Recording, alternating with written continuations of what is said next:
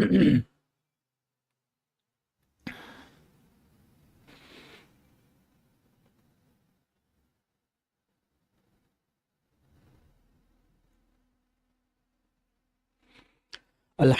রাব্বিল আলামিন ওয়া সাল্লাল্লাহু ওয়াসাল্লাম আলা নবিয়িনা মুহাম্মাদিন ওয়া আলা আলিহি ওয়া সাহবিহি আজমাইন। মৃত্যুর পরের জীবন কোর্সের শেষ পর্যায়ে আমাদের আলোচনা বাকি হচ্ছে জান্নাতের বিবরণ এবং জাহান্নামের বিবরণ নিয়ে। আমরা আজকের এবং আগামী ক্লাসে জান্নাত সম্পর্কে আলোচনা করব। আজকে আমরা মূলত জান্নাতের বিবরণ আলোচনা করব এবং আগামী ক্লাসে জান্নাতীদের জীবন কেমন হবে, সেই জীবনের যে সুখ শান্তি ভোগবিলাস এর বিবরণ নিয়ে আমরা আলোচনা করব ইনশাআল্লাহ। আপনারা যারা এখনও আমার টেলিগ্রাম চ্যানেলে যুক্ত হননি, অবশ্যই টেলিগ্রাম চ্যানেলে যুক্ত হবেন। সেখানে সব ধরনের অ্যানাউন্সমেন্ট আসে এবং আরও অনেক ধরনের অ্যাক্টিভিটি এবং জ্ঞানের অনেক কিছু আমরা সেখানে শেয়ার করে থাকি। এছাড়া হোয়াটসঅ্যাপ চ্যানেলেও যুক্ত থাকবেন, যদিও হোয়াটসঅ্যাপ চ্যানেলটা টেলিগ্রাম চ্যানেলের মতো এতটা গোছানো না। এটা গোছানো টপিক ওয়াইজ ভাগ করা এগুলো হোয়াটসঅ্যাপ চ্যানেলে করা যায় না, কিছুটা সীমাবদ্ধতা থাকলেও সেটাও আমাদের সাথে যুক্ত থাকার একটা ভালো উপায়। এছাড়া আপনারা info@nasirshahruq.com আমাকে প্রশ্ন পাঠাতে পারেন। এখানে আপনাদের ক্লাসরুমে কিউঅ্যান্ডএ, জুম ক্লাসরুমে কিউঅ্যান্ডএ একটা সেকশন আছে, সেখানেও প্রশ্ন লিখতে পারবেন, সাধ্যমতো উত্তর দেওয়ার চেষ্টা করি। মেইল বক্সে ইদানিং অনেক প্রশ্ন জমে গিয়েছে, যেহেতু রমাদান এসেছে সেই উপলক্ষে বিশেষত জাকাত রিলেটেড আপনাদের অনেক প্রশ্ন, অনেক কমপ্লিকেটেড ক্যালকুলেশন নিয়ে আমাকে প্রশ্ন করেছেন ইমেইলে। এগুলো ভবিষ্যতে আরও আগে থেকে করবেন। রমাদান আসলো যখন, জাকাত আদায় করার সময় শেষ মুহূর্তে সেই হিসাবটা না করে আরও আগে থেকে করার চেষ্টা করবেন। তো যাই হোক, সেই কারণে আমাদের প্রশ্নের যে ভান্ডার সেটা ভর্তি হয়ে যাওয়ায় একটু আস্তে আস্তে আমাকে উত্তর দিতে হবে। তারপর আমি সাধ্যমতো সবার উত্তর দেওয়ার চেষ্টা করবো ইনশাল্লাহ। nasirshahruq.com ওয়েবসাইট থেকে আমাদের কোর্সে রেজিস্ট্রেশন করে আপনার পরীক্ষা দেবেন ও সার্টিফিকেট নেবেন। আর এই সংক্রান্ত যে কোনো সমস্যা support@nasirshahruq.com ইমেল করে আপনারা জানাতে পারেন। চলুন আমাদের আজকের আলোচনা আমরা শুরু করি। জান্নাত আল্লাহ সুবহানাহু ওয়া তাআলার সর্বশ্রেষ্ঠ পুরস্কার এবং এটা বিশেষভাবে একদল লোকের জন্য প্রস্তুত। এই জান্নাত অনেক দামি, দামি বললেও একে কম বলা হবে। জান্নাত এমন কিছু যেটা মানুষের চিন্তার বাইরে, মানুষের চিন্তা শক্তিকে হার মানায়, কল্পনা শক্তিকে হার মানায়, মানুষকে অভিভূত করে দেয়। এই বিস্ময়কর জান্নাত শুধুমাত্র আল্লাহর অনুগত বিশেষ কিছু বান্দাদের জন্য প্রস্তুত করা হয়েছে। মানব জাতির মধ্যে খুব অল্প একটা অংশ সেই জান্নাতে যাবে। এর কারণ এই নয় যে জান্নাতে যাওয়া অসম্ভব কিছু বা কঠিন কিছু, বরং এর কারণ এই যে মানুষ আল্লাহ আনুগত্যের অনেক সুযোগ থাকা সত্ত্বেও, আল্লাহ সুবহানাহু ওয়া তাআলা তার আনুগত্যকে সহজ করে দেওয়া সত্ত্বেও বহু মানুষ জান্নাতকে বাদ দিয়ে জাহান্নামকে বাছাই করবে। তারা শয়তানের আনুগত্যের পথকে বেছে নেবে এবং মৃত্যুর পরের জীবনের অনন্ত ভোগবিলাসের বিপরীতে পার্থিব জীবনের খুব সামান্য তুচ্ছ কিছু ভোগবিলাসকে, এবং যেটা আসলে পৃথিবীতে যতটুকু তারা বাছাই করবে আখেরাতের তুলনায় জান্নাতের বিপরীতে যখন তারা দুনিয়াকে বাছাই করবে, সেটাকেও তারা পরিপূর্ণভাবে ভোগ করতে পারবে না। না পাওয়ার, পৃথিবীতেও না পাওয়ার আকাঙ্ক্ষা নিয়ে শেষ পর্যন্ত কিন্তু তারা মৃত্যুবরণ করবে। বেশিরভাগ মানুষ যদি এই শয়তানের পথকে বাছাই করে, নিজের নফসের অনুসরণ, প্রবৃত্তির অনুসরণ, অনন্ত ভোগবিলাস যার প্রতিশ্রুতি স্বয়ং আল্লাহ দিয়েছেন, সেটাকে বাদ দিয়ে শয়তানের প্রতিশ্রুত ক্ষণিক কিছু ভোগবিলাস তারা যদি করতে চায় আল্লাহর অবাধ্যতার পথে গিয়ে, এবং এর ফলে তারা জাহান্নামী হয়, তাহলে শুধু নিজেদেরকেই তাদের দোষারোপ করা ছাড়া আর কিছু করার নাই। এই জন্য জান্নাতের পথটা কঠিন, দুর্গম, অসম্ভব এমন না, কিন্তু খুব অল্প সংখ্যক লোক খুব অল্প সংখ্যক লোক দুনিয়ার ক্ষণিক ভোগবিলাসের মায়া ত্যাগ করে জান্নাতে যাওয়ার জন্য প্রস্তুত। আল্লাহ সুবহানাহু ওয়া তাআলা জান্নাতে যেই সুখ শান্তি রেখেছেন, এর একটা অপূর্ব বৈশিষ্ট্য হচ্ছে এই সুখ শান্তিকে ব্যাহত করার মতো কোনো কিছুই সেখানে নেই। পৃথিবীর যা কিছু সাময়িক সুখ শান্তি আছে এটা ক্ষণে ক্ষণে ব্যাহত হয়। দেখা যায় যে একজন মানুষ সম্পদের পাহাড় গড়ে তোলার পর সেই সম্পদ ভোগ করার মতো স্বাস্থ্য তার থাকে না।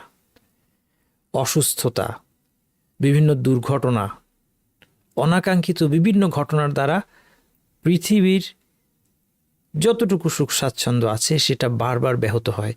কিন্তু জান্নাত এমন জায়গা যেখানে জান্নাতীদের সুখ শান্তিকে নষ্ট করার মতো একটা কারো কোনো অপ্রিয় কমেন্ট পর্যন্ত তাকে শুনতে হবে না। এমন কোনো শব্দ পর্যন্ত তাকে শুনতে হবে না যেই শব্দটা জান্নাতের সুখ শান্তিকে ব্যাহত করবে। এমন কোনো কথা পর্যন্ত শুনতে হবে না, কোনো দৃশ্য দেখতে হবে না, এমন কোনো ঘ্রাণ পর্যন্ত তার নাকে আসবে না যেটা তার সুখ স্বাচ্ছন্দ্যকে ক্ষণিকের জন্য ব্যাহত করতে পারে। আমরা কি এই অসাধারণ জান্নাতের দিকে ধাবিত হব না? রাসূলুল্লাহ সাল্লাল্লাহু আলাইহি ওয়াসাল্লাম আল্লাহ সুবহানাহু ওয়া তাআলা থেকে বলছেন, আল্লাহ সুবহানাহু ওয়া তাআলা বলেছেন, আ'দাতু লিইবাদিয়াস সালিহিন মা লা আইনুন রাআত ওয়া লা উযুনুন সামিআত ওয়া লা খাতারা আলা কলবি বাশার যুখরান। আমার সৎকর্মশীল বান্দাদের জন্য এমন কিছু প্রস্তুত রেখেছি, আল্লাহ বলছেন, কোনো চোখ দেখেনি, কোনো কান শোনেনি, কোনো অন্তরের মধ্যে এর কথা উদয় হয়নি, এটা সঞ্চিত রাখা হয়েছে। এরপর একটা সাংঘাতিক কথা বলছেন রাসূলুল্লাহ সাল্লাল্লাহু আলাইহি ওয়াসাল্লাম, বাল হামা উতলিআতুম আলাইহি। এটা আরবি প্রবাদ, এর অর্থ হচ্ছে তোমাদেরকে যতটুকু বিবরণ দেওয়া হচ্ছে এটা বাদ দাও, এটার কথা মানে মেনশনই করো না।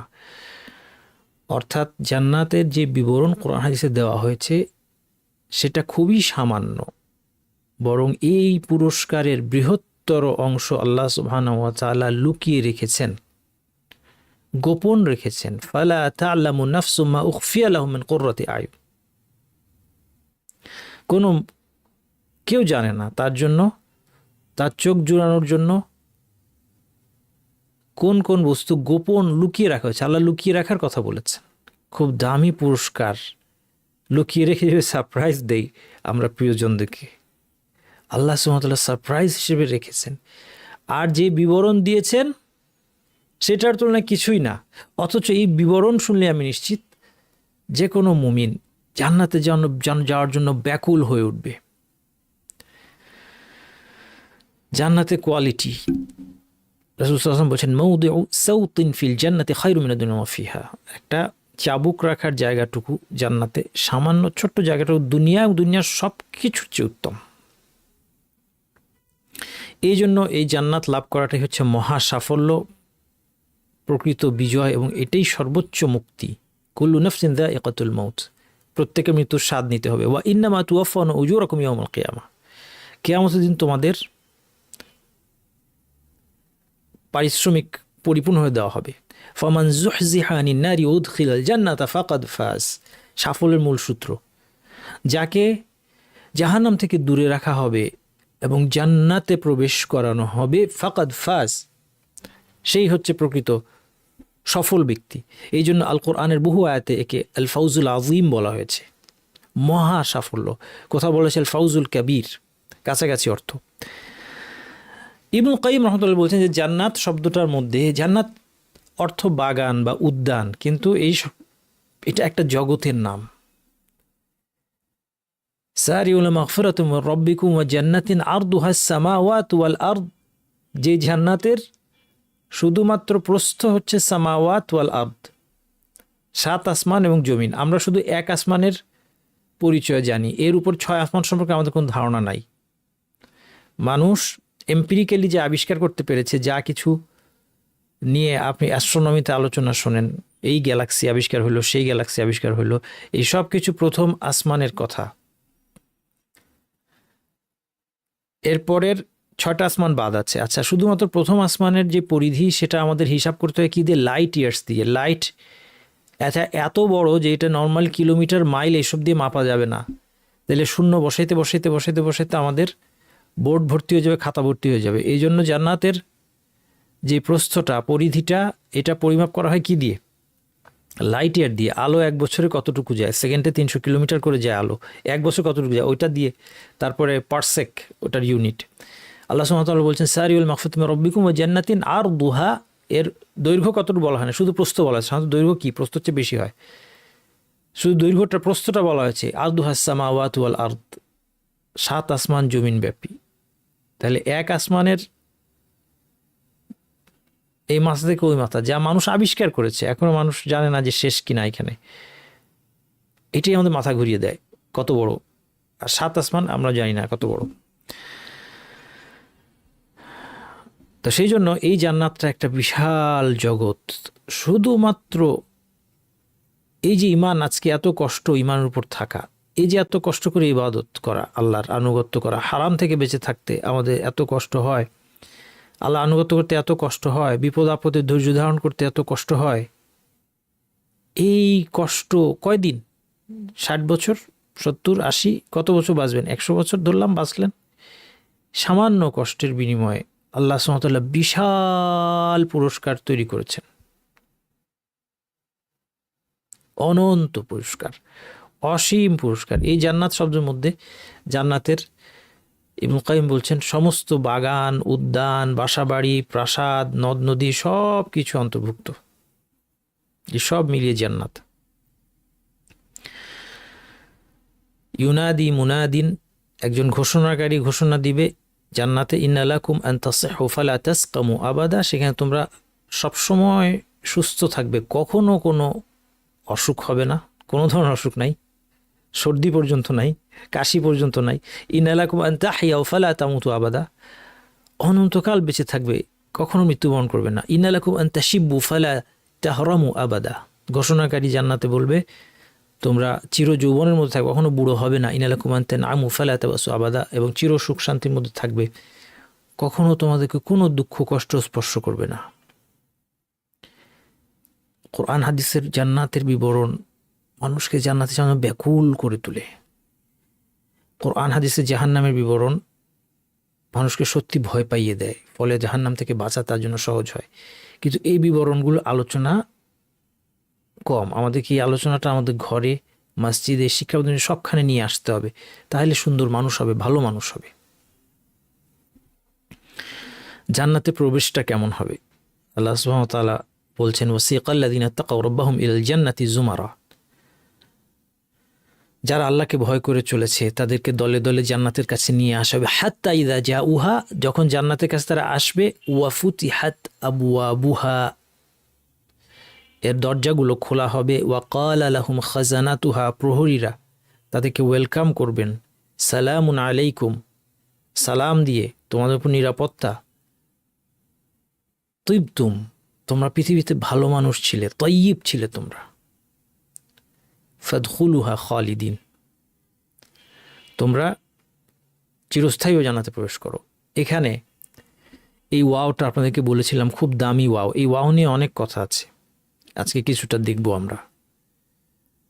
এর আগে সূরা জুমারে খুলে দেখেন জাহান্নামীদের বিবরণের মধ্যে ওয়াসিকাল্লাযিনা কাফারু ইলা জাহান্নামা যুমার হাত্তা ইযা জাউহা ফুতিহাত আবওয়াবুহা, এই ওয়াওটা নাই। জান্নাতীদের বেলায় একটা ওয়াও এসেছে। এই ওয়াওকে ব্যাখ্যা করতে গিয়ে ভাষাবিদদের অনেক মাথার চুল ছিঁড়তে হয় এই ওয়াওকে গ্রামাটিক্যালি ব্যাখ্যা করতে গিয়ে, এবং এই জন্য এই আয়াতে বিভিন্ন তাফসীর বর্ণিত আছে। আমি বেশি কিছু কথায় যাব না। শেখ আব্দুর রহমান আস-সাদি সাম্প্রতিক সময়ের একজন বিখ্যাত আলেম ছিলেন, তিনি সৌদি আরবের, অনেক আগে মারা গিয়েছেন। শেখ উসাইমিন রহমতুল্লাহ নাম আপনি জানেন, তার উস্তাদ ছিলেন আব্দুর রহমান আস-সাদি, মানে তার আগের জেনারেশন। তার একটা খুব বিখ্যাত তাফসির আছে, ফেমাস তাফসির, পপুলার তাফসির, তাফসির সাদি, ইংরেজিতে পাওয়া যায়। যারা আপনি ইংরেজি পড়েন, একটু দাম বেশি হবে হয়তো, এটা সংগ্রহ করে নেবেন। এটা সুন্দর তাফসির। এই তাফসিরে উনি কিছু কথা লিখেছেন, আমি সেটার মোটামুটি বক্তব্যটাই এখানে আপনাদের সামনে তুলে ধরবো এই আয়াতের ব্যাখ্যায়, যে জান্নাতীদেরকে যখন আনা হবে তখনকার দৃশ্যটা আপনারা কল্পনা করতে পারবেন। এটাই হচ্ছে এই তাফসিরের বৈশিষ্ট্য, যে সাধারণ মানুষের কাছে বোধগম্য ভাষায় সহজ করে কোরআনের অর্থটা উনি বলেছেন। এটা খুব একাডেমিক তাফসির না। কিছু আছে একাডেমিক তাফসির, যেটা অবশ্যই দরকার আছে একাডেমিক তাফসির, কারণ একাডেমিক যে মেথোডোলজি, সেই মেথোডোলজি না গেলে সঠিক তাফসিরটা বের করা সবসময় সহজ হবে না। কিন্তু শেখ আব্দুল রহমান আব্দুল রহমান সাদির তাফসির পড়ার সুবিধা কি,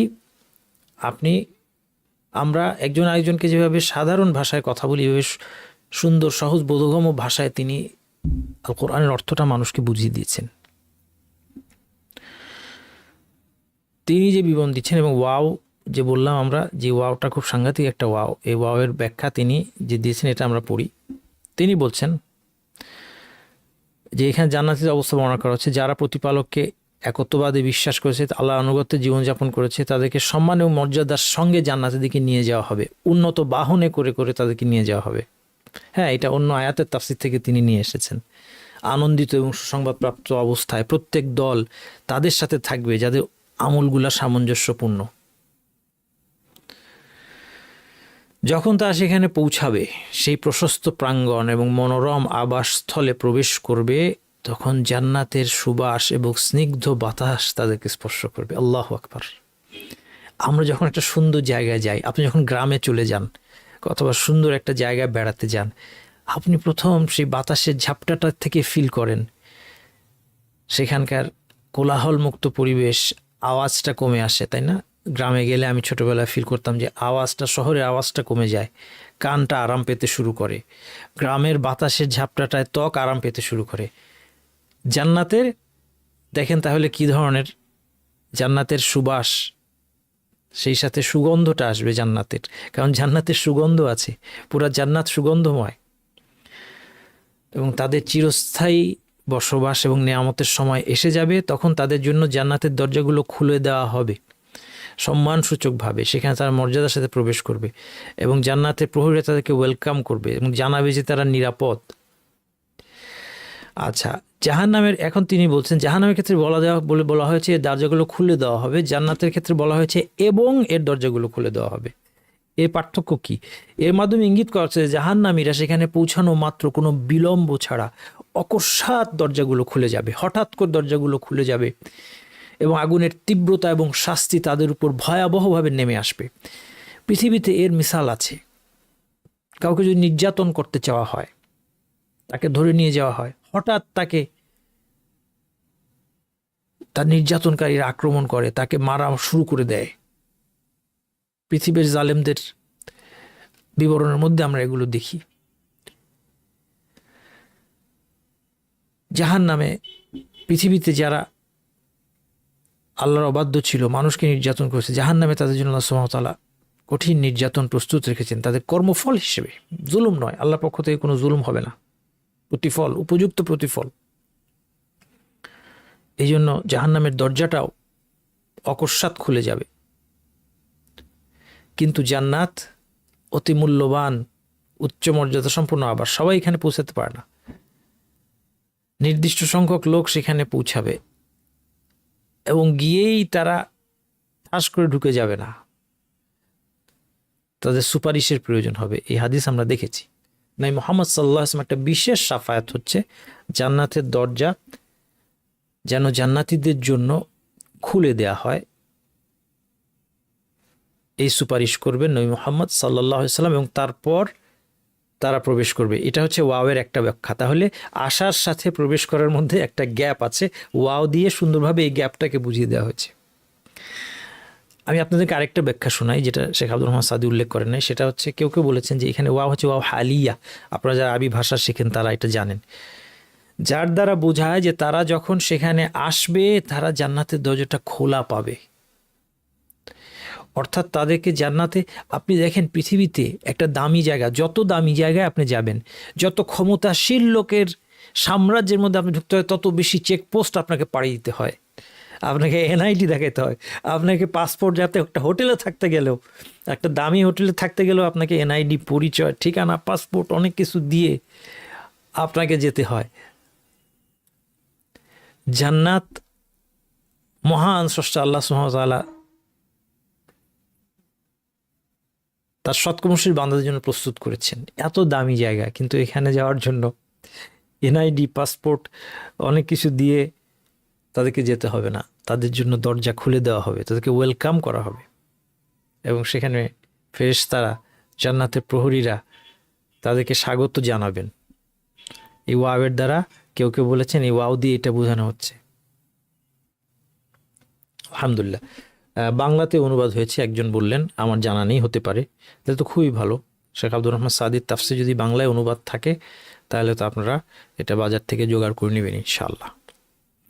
নবী মুহাম্মদ সাল্লাল্লাহু আলাইহি ওয়াসাল্লামের উম্মত সবার আগে জান্নাতে প্রবেশ করবে সকল উম্মতের মাঝে, এবং প্রথম যে দলটি প্রবেশ করবে যাদের কোনো হিসাব হবে না, বিনা হিসেবে তাদের চেহারা পূর্ণিমার চাঁদের মতো উজ্জ্বল হবে, এবং দরিদ্ররা জান্নাতে আগে প্রবেশ করবে ধনীদের আগে। 40 বছর আগে এই বর্ণনা এসেছে যে দরিদ্ররা, ফুকারা উল মুহাজিরিনের কথা বলা হচ্ছে এখানে, মুহাজিরদের মধ্যে দরিদ্ররা সম্পদশালীদের তুলনায় 40 বছর আগে জান্নাত প্রবেশ করবে। কেন? কারণ তাদের বেশি হিসাব দেওয়ার কিছু নাই। এর মানে এই নয় যে ধনীরা জান্নাতে তাদের মর্যাদা কম, এটা না। বরং আপনি দেখেন যে আপনার জান্নাতে সুসংবাদ প্রাপ্ত 10 জনের মধ্যে যারা এই উম্মাতের, আমরা বলতে পারি মেধা তালিকা, উম্মাতের মেধা তালিকার 10 জন কারা? আবু বকর, ওমর, উসমান, আলী, তালহা, আজ-জুবাইর ইবনুল আওয়াম, আবু উবাইদা ইবনুল জাররাহ, আব্দুর রহমান ইবনু আউফ, সাঈদ বিন যায়েদ। একজনের নাম বাদ গিয়েছে, কার নাম বাদ গিয়েছে আপনারা একজন কমেন্টে অ্যাড করে দেন। সাদ বিন আবি ওয়াক্কাস, মনে পড়ছে, সাদ বিন আবি ওয়াক্কাস। এদের মধ্যে অনেকে ধনী ছিলেন। স্বয়ং আবু বকর রাদিয়াল্লাহু আনহু সম্পদশালী ছিলেন, দরিদ্র মুহাজির ছিলেন না। ওসমান রাদিয়াল্লাহু আনহু দরিদ্র মুহাজির ছিলেন না। আব্দুর রহমান ইবনু আউফ বিশাল সম্পদশালী ব্যবসায়ী ছিলেন। মদিনায় আসার পরে আব্দুর রহমান ইবনু আউফ রাদিয়াল্লাহু আনহু তিনি শুধু বলছেন, আমাকে বাজার দেখায় দাও, তোমাদের সম্পদে আমার ভাগ বসাইতে হবে না। কারণ ব্যবসার ন্যাক ছিল। এখন পর্যন্ত আরবরা কিন্তু ভালো ব্যবসায়ী। তো তারা কি জান্নাতে মর্যাদা কম হবে না? অনেক উঁচুতে থাকবে হয়তো, কিন্তু সম্পদ যার বেশি তার হিসাবের সময়টা দীর্ঘ, এটা মাথায় রাখতে হবে। তো সেই জন্য দরিদ্ররা আগে যাবে। পাপাচারীরা, তাদের জান্নাতে প্রবেশটা কেমন হবে? আগুনে শাস্তি পাওয়ার পর তাদেরকে যখন পরিচ্ছন্ন করা হবে, আগুনের শাস্তি দিয়ে তাদের মধ্যে যে পাপ পঙ্কিলতা ছিল সেই আগুনে পুড়িয়ে তাদেরকে পরিচ্ছন্ন করা হবে। এই শাস্তিটা অবশ্যই অনেক কষ্টের, অকল্পনীয়। কিন্তু তারপর এক সময় তাদেরকে আল্লাহ মৃত্যু দিবেন। এটা একটা সাময়িক অচেতনতার মতো একটা মৃত্যু আল্লাহ দান করবেন। যারা চিরজাহান্নামী, হাদিসের মধ্যে যেটা বলা হচ্ছে, যারা চিরজাহান্নামী, আল্লাযীনা হুম আহলুহা ফাইন্নাহুম লা ইয়ামুতুনা ফিহা ওয়া লা ইয়াহইয়াউন, তাদের সম্পর্কে কি আসছে কোরআনে? লা ইয়ামুতু ফিহা সুম্মা লা ইয়ামুতু ফিহা ওয়া লা ইয়াহইয়া, সে বাঁচবেও না মরবেও না, এটাকে কোনো জীবনও বলা যায় না, আর মৃত্যুর সুযোগও তার নেই। কিন্তু পাপাচারী মুমিন, তার মধ্যে ঈমান ছিল, জাহান্নামে চলে গিয়েছে, তাকে আল্লাহ সুবহানাহু ওয়া তাআলা একটা মৃত্যু দান করবেন। তারপরে তাদেরকে তুলে এনে জান্নাতের নদীর চারিদিকে ছড়িয়ে দেওয়া হবে। জান্নাতীদেরকে বলা হবে তাদের উপর এই নদীর পানি ছিটিয়ে দাও। তারপর তারা পলিমাটিতে ভেসে আসা, উর্বর পলিমাটিতে ভেসে আসা যে বীজ দ্রুত গজায়, সেভাবে গাছের মতো তারা গজাবে, জীবিত হয়ে উঠবে। এবং কোনো কোনো বর্ণনা এসেছে যে তাদের সিজদার জায়গাগুলো অক্ষত থাকবে, আগুনে সেটা পুড়বে না। হাররামাল্লাহু আলা নারি আন তাকুলা আথারাস সুজুদ, আল্লাহ সুবহানাহু ওয়া তাআলা আগুনের জন্য হারাম করে দিয়েছেন যে সিজদার যে চিহ্ন যেখানে আছে সেটা যেন না পোড়ায়। এ থেকে একটা জিনিস বোঝা যাচ্ছে যে এই লোকগুলা নামাজি ছিল। এই জন্য সালাত আদায় না করলে মুসলিম থাকবে না। এর আরেকটা প্রমাণ হচ্ছে এই বর্ণনাগুলো, যেখানে বলা হচ্ছে যে সবচেয়ে শেষে যাদেরকে বের করা হচ্ছে, এটা কিন্তু সেই সমস্ত লোক যারা দীর্ঘ সময় জাহান্নামে পোড়ার পরে তাদেরকে বের করা হচ্ছে, তাদেরকে কি দেখে চেনা গেল? সিজদার লক্ষণ দেখে। তারা সালাত আদায় করতো, তারপরেও পাপের কারণে তারা জাহান্নামে গিয়েছে। তাদেরকে এক সময় বের করা হবে এবং জান্নাতের নদীর পানি দিয়ে তাদেরকে আবার জীবিত করে তোলা হবে। কোনো কোনো বর্ণনা এসেছে হায়াত নামক নদী, এবং তাদের নাম হবে জাহান্নামী ইউন। জাহান্নামী নামে তার পরিচিত। এই জাহান্নামী কোনো স্টিগমা না, কোনো কলঙ্ক না, নেগেটিভ অর্থে না। এটা এই অর্থে যে তারা জাহান্নামে যাওয়ার পরেও আল্লাহ অনুগ্রহ করে তাদেরকে ক্ষমা করেছেন এবং শাফায়াতকারীদের শাফায়াতের দ্বারা তাদেরকে জাহান্নাম থেকে বের করে জান্নাতে প্রবেশ করিয়েছেন। এবং শেষ পর্যন্ত যার অন্তরে সরিষা দানা পরিমাণ ঈমানও আছে তাকে বের করে আনা হবে। জান্নাতে প্রবেশকারী সর্বশেষ ব্যক্তির অসাধারণ বিবরণ এসেছে। আমরা হাদিসটা অনেক লম্বা, সেই জন্য শুধু বাংলাটা দেখব। ইবনু মাসউদ রাদিয়াল্লাহু আনহু বলছেন যে শেষ যেই ব্যক্তিটা জান্নাতে প্রবেশ করবে, সে জাহান্নাম থেকে বের হয়ে আসছে, একবার হাঁটবে, একবার উপর হয়ে পড়ে যাবে, একবার আগুনের শিখা তার চেহারা ঝলসে দিবে। কোনো কোনো বর্ণনা এসেছে সে আল্লাহর কাছে একটা জিনিস চাইবে, আল্লাহ আমাকে আমার চেহারাটা জাহান্নাম থেকে একটু অন্যদিকে ঘুরিয়ে দিন, আমার চেহারাটা শুধু যেন রক্ষা পায়, এইটুক চাইবে।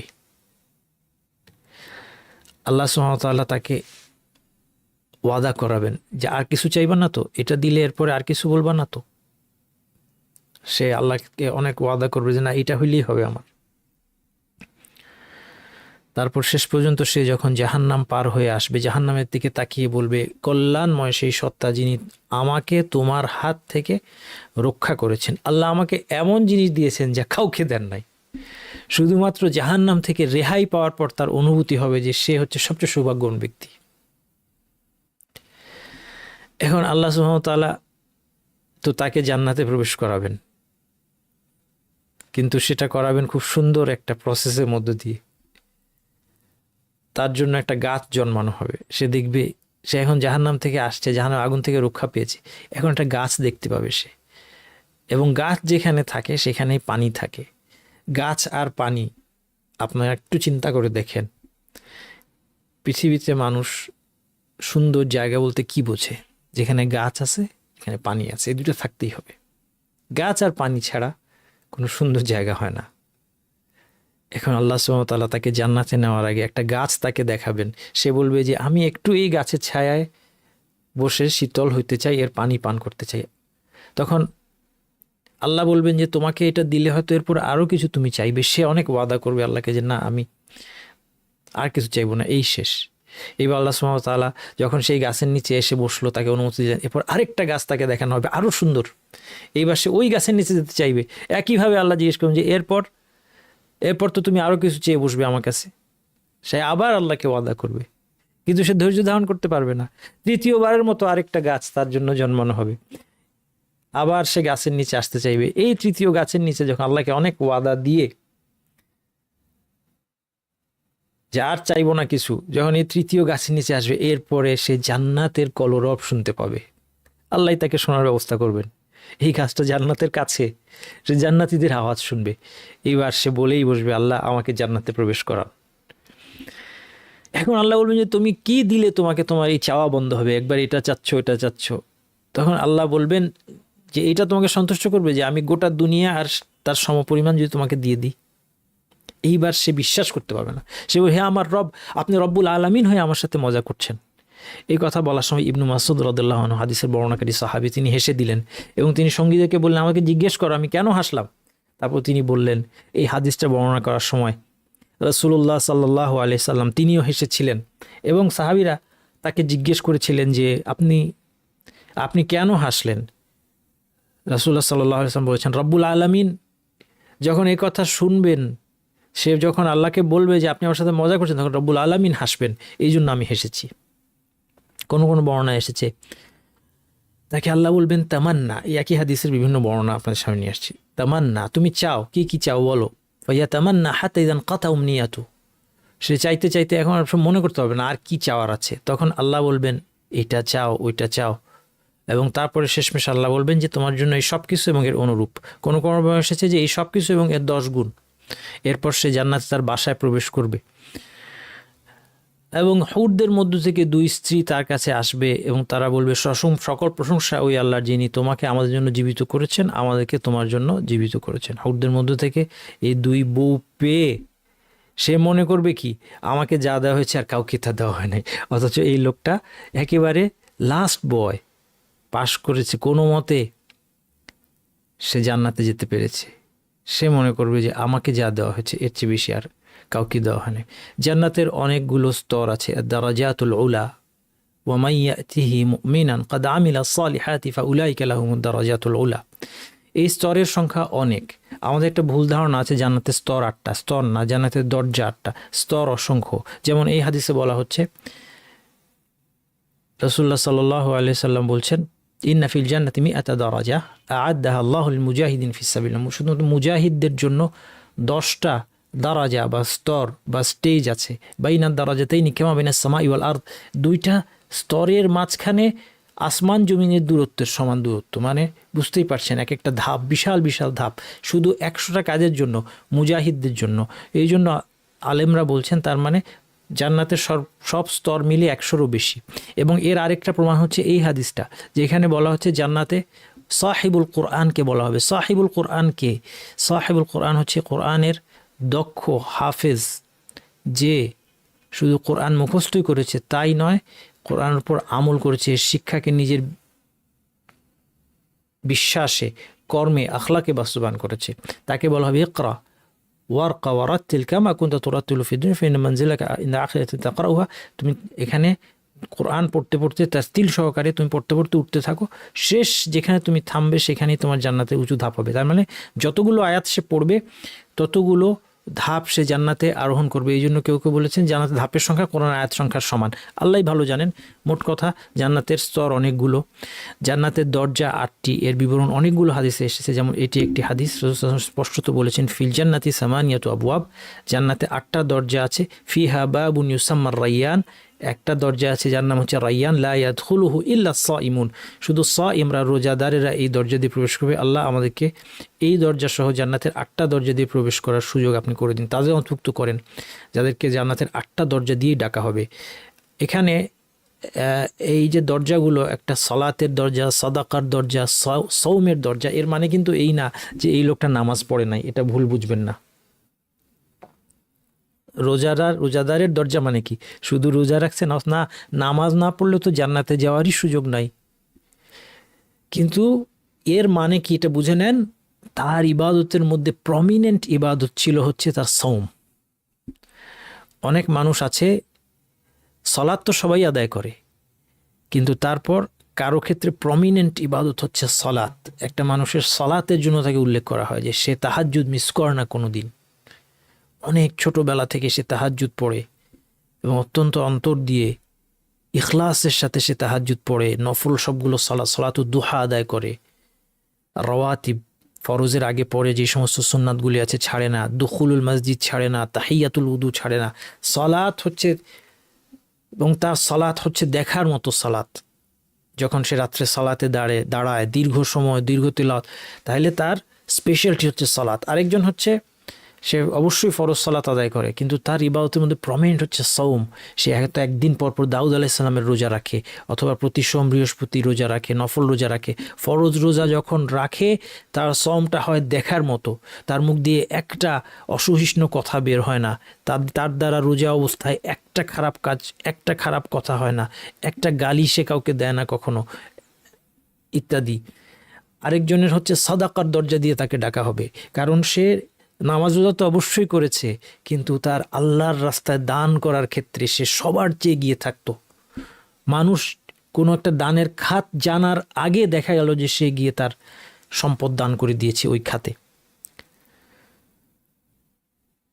এইভাবে সে দান করেছে, মসজিদে দান করেছে, দাওয়াতি প্রজেক্টে দান করেছে, মাদ্রাসায় দান করেছে, দরিদ্রদেরকে দান করেছে, অভাবীকে দান, সব রকমের দান। হ্যাঁ, মানুষ জনকল্যাণমূলক খাতে দান করেছে, কোনো খাত বাদ নেই। তাহলে এক একজনের স্পেশালিটি হবে।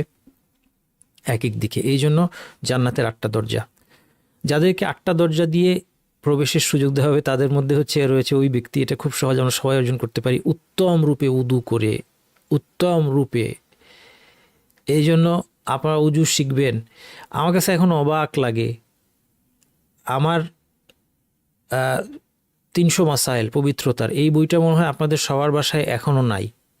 যাদের সামর্থ্য নাই তার কথা আমি বলছি না, আল্লাহ তাকে সামর্থ্য দিন, কিন্তু বেশিরভাগের এই বইটা কেনার সামর্থ্য আছে। এটা খুব গুরুত্বপূর্ণ একটা বই, আপনাদের বাসায় রাখবেন আপনাদের দৈনন্দিন মাসা। কারণ আমি এটা বুঝি আপনার বাসায় নাই, কারণ আপনারা আমাকে এরপরে ওই জিনিস প্রশ্ন করেন, যেটা আমি বই লিখে আপনাদেরকে দিয়ে দিয়েছি এবং আমার ফ্রি কোর্স আপনারা করেন, লেকচারগুলো আছে, লেকচারগুলো শোনেন।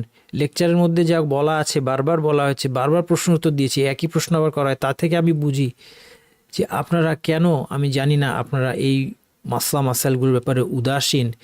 পবিত্রতার মাসাইল যদি আপনি না জানেন তাহলে তো আপনার সলাত, মূল যে ইবাদত আপনার সলাত, সেটা কি বিপদগ্রস্ত, সেই সলাতটা বিপদগ্রস্ত। কেন আপনি এগুলো জানছেন না? কেন আপনি জ্ঞান অর্জন করছেন না? আপনি বড় বড় মাসালা নিয়ে খুব দুশ্চিন্তার মধ্যে আছেন, বড় বড় পৃথিবীর কোথায় কি হচ্ছে মুসলিমদের, এই নিয়ে আপনার চিন্তার কোনো শেষ নাই, সেটা ভালো। কিন্তু যেই মাসালার জন্য আপনি প্রথম বিপদে পড়ে যাবেন, যে মাসালা না জানলে, সবার আগে সেই বেসিক মাসালাগুলো এখনও প্রশ্ন করেই যাচ্ছেন, এখনও এগুলো আপনাদের আয়ত্ত হয় নাই। তো কাজেই, এবং এটা কঠিন কিছু না, এটা রকেট সায়েন্স না, খুব সহজ।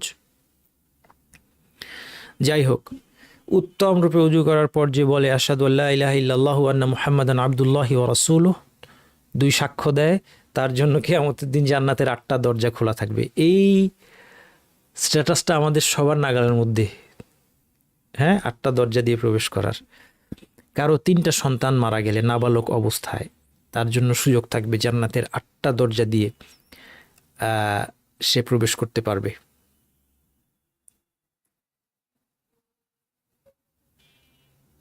এবং তারা তাকে, এই বাচ্চাগুলা তাকে রিসিভ করতে আসবে।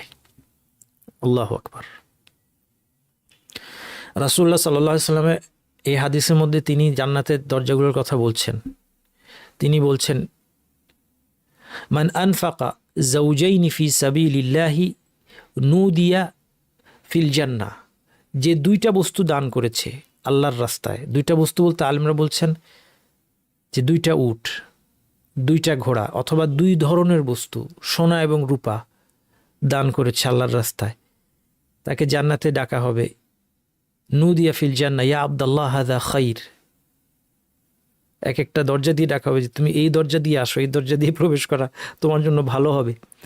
এরপর তিনি বলছেন, মান কানা মিন আহলিস সালাতি দু'a মিন বাবিস সালাত, নামাজীদেরকে নামাজের দরজা দিয়ে, যে জিহাদ করেছে তাকে জিহাদের দরজা দিয়ে ডাকা হবে, যে সাদাকা করতো তাকে সাদাকার দরজা দিয়ে ডাকা হবে। আপনারা রমাদানে সাদাকার ক্ষেত্রে বেশি বেশি করে রমাদানে সাদাকা করেন, সাদাকার পরিমাণ বাড়িয়ে দেন। মান কানা মিন আহলিস সিয়াম, রোজাদারদেরকে রোজার দরজা দিয়ে, যেটা আগেই বলেছি যে আপনার এর মানে এই না যে অন্য ইবাদত তারা করে নাই, এই ভুল বুঝবেন না। জিহাদের দরজা দিয়ে রাখা হচ্ছে কাকে? আমাদের প্রথমেই যার কথা আপনার মাথায়, কার কথা মাথায় আসে শুনলেই মনে হয় খালিদ বিন ওয়ালিদের কথা মাথায় আসে। নিশ্চয়ই আমরা মনে করি তাকে জিহাদের দরজা ডাকে। তার মানে কি খালিদ বিন ওয়ালিদ সালাত আদায় করেন নাই? মোটেই না। রোজা রাখেন নাই? অবশ্যই। সাদাকা করেন নাই? অবশ্যই। কিন্তু এরকম আর কি, আশা করি জিনিসটা বুঝতে পেরেছেন। রোজাদারকে ডাকা হবে বাবুর রাইয়ান, রাইয়ান নামক দরজা দিয়ে। আবু বকর রাদিয়াল্লাহু আনহু এগুলো শুনে বললেন, ইয়া রাসূলুল্লাহ, হে আল্লাহর রাসূল, মা আলা আহাদিন ইউদআ মিন তিলকাল আবওয়াবি মিন দারুরাতিন, সবগুলো দরজা দিয়ে যদি কাউকে ডাকা হয় তার তো কোনো ক্ষতি নাই। আবু বকর আশা করলেন যে এরকম কি কেউ হবে, আমি কি সেই লোকটা হতে পারি? ফাহাল ইউদআ আহাদুন মিন তিলকাল আবওয়াবি কুল্লিহা, কাউকে কি সব দরজা দিয়ে ডাকা হবে? রাসূল সাল্লাল্লাহু আলাইহি ওয়াসাল্লাম বলেন, নাহাম ওয়া আরজু আন তাকুনা মিনহুম, যে হ্যাঁ, আর আমি আশা করি তুমি তাদের মধ্যে একজন। এই দরজাগুলোর দূরত্ব, 2 পাল্লার দূরত্ব কি অনেক বড় দরজা। 2 পাল্লার দূরত্ব, কোনো বর্ণনা বলা হচ্ছে মক্কা থেকে হিমিয়ার অথবা মক্কা থেকে বুসরা। হিমিয়ার হচ্ছে ইয়ামানের একটা অংশ, মক্কা তো জানেন কোথায়, আর বুসরা হচ্ছে শাম, অর্থাৎ হিজাজের সাথে শাম বা ইয়ামানের যে দূরত্ব, বিশাল দূরত্ব। জান্নাতের মাটিটা কি? জান্নাতের মাটিটা হচ্ছে মেশক। ইদা তুরাবুহাল মিসকু, আরবিতে বলা হয় মিস্ক, আমরা বাংলায় মেশক বলি, অথবা আরেকটা শুদ্ধ বাংলা আছে জানেন তো না, কস্তুরি বলে। হরিণের নাভি থেকে যেটা নেওয়া হয়, একটা বিশেষ ধরনের, এটা সব হরিণ না, মাস্ক ডিয়ার, একটা বিশেষ ধরনের হরিণের নাভি থেকে এটা নেওয়া হয়, আর ইংরেজিতে মাস্ক বলে। এটা কিন্তু খুব দামি পদার্থ, এবং প্রাকৃতিক এই কস্তুরিটা, এটা মনে হয় এখন নিষিদ্ধই অনেক জায়গাতেই, কারণ হরিণ কে অনেকে এটা নেওয়ার জন্য হরিণকে মেরে ফেলে, তো সেই কারণে এটা নিষিদ্ধ। এটার অনেক দাম, এবং এটা সাধারণত পারফিউম তৈরিতে এটার একটা অংশ মেশানো হয়। এখন হয়তো বা সিনথেটিক মাস্ক ব্যবহার করে। অত্যন্ত দামি, মোট কথা অত্যন্ত দামি জিনিস। এটা হবে জান্নাতের মাটি। আল্লাহু আকবার। মাটি হচ্ছে গিয়ে কি সবচেয়ে তুচ্ছ জিনিস। আমার হাতে মাটি লেগে ফেললে, পৃথিবীর মাটি, দুনিয়ার মাটি লেগে ফেললে আমরা ধুয়ে ফেলি পানি দিয়ে। আপনি চিন্তা করে দেখেন, জান্নাতের মাটিটা হবে হচ্ছে মেশকের, অন্য বর্ণনায় এসেছে এটা ময়দার মতো সাদা আর কস্তুরীর মতো সুগন্ধযুক্ত। এবং আরেকটা কোনো কোনো বর্ণনা এসেছে যে জান্নাতের বিল্ডিংগুলার যে গাঁথুনি, সোনার ইট, রূপার ইট গাঁথুনি যেমন আমরা পৃথিবীতে সিমেন্টের হয়, সেখানে জান্নাতে হবে মেশকের, কস্তুরীর। নুড়ি পাথর, জান্নাতের নুড়ি পাথর কি মুক্তা, ইয়াকুত, এই সমস্ত দামি ধন রত্ন সেখানকার নুড়ি পাথর হবে। জান্নাতের মাটি হবে জাফরান, যেটাকে আমরা জাফরান বলে থাকি বাংলায়। এটাও কিন্তু আমরা যে জাফরান এই খাবারের মধ্যে দিই, এগুলি কিন্তু মানে নকল, অথবা এগুলি হচ্ছে আপনার এই প্ল্যান্টের এক মানে মূল অংশ না আর কি, বিভিন্ন অংশ আছে এর। দামি জাফরানের অনেক দাম, অনেক অনেক অনেক দামি। ওটা আমরা অ্যাফোর্ড করার মতো না, রাজা বাদশারা এগুলি ব্যবহার করে। তো যাই হোক, এটা যেমন একটা সুগন্ধি তৈরি করা হয় জাফরান থেকে সুগন্ধি, তেমনি খাবারে মেশানো হয়। এটা হবে সেই জান্নাতের মাটি। জান্নাতে গাছপালা এবং ফল ফলাদির আধিক্য থাকবে। ইন্নাল মুত্তাকিনা মাফাজা হাদাইকা ওয়া আনাবা। হাদাইক বহু উদ্যান, হাদিকার প্লুরাল। হাদিকা হচ্ছে এমন বাগান যার চারদিক গাছ দিয়ে ঘেরা। সূরা রহমানে আল্লাহ বলেছেন ফিহিমা ফাকিহাতু ওয়া নাখলু ওয়া রুম্মান, সেখানে ফলমূল, খেজুর, ডালিম থাকবে। সেখানে থাকবে ফি সিদরি মখদুদ, সিদর হচ্ছে বড়ই গাছ, মখদুদ হচ্ছে ফলের ভারে নুয়ে পড়া, এবং এই বড়ইতে কাটা থাকবে না। ওয়া তালহিন মামদুদ, কাদির স্তূপে ছেয়ে থাকা কলা গাছ, যিল্লিম মামদুদ, প্রশস্ত ছায়া, এগুলোর মধ্যে তারা থাকবে। ওয়া ফাকিহাতিন কাসীরা, অনেক ফলমূলের মধ্যে থাকবে। ফিহিমা মিন কুল্লি ফাকিহাতিন যাওজান, সেখানে প্রত্যেক ফলের দুটি করে প্রজাতি থাকবে। মুত্তাকিইনা ফিহা ইয়াদউনা ফিহা বিফাকিহাতিন কাসীরাতিন ওয়া শারাব, এবং ফাকিহাতিন মিম্মা ইয়াতাখায়্যারুন, তাদের পছন্দ মতো, মিম্মা ইয়াশতাহুন, তাদের অন্তর তারা যেটা কামনা করে, যে ফল তারা খেতে চায় সেগুলোই তারা থাকবে, তাদের জন্য থাকবে। এবং সূরা বাকারায় আল্লাহ বলছেন কুল্লামা রুজিকু মিনহা মিন সামারাতি রিজকান ক্বালু হাযাল্লাযী রুজিকনা মিন ক্বাবল।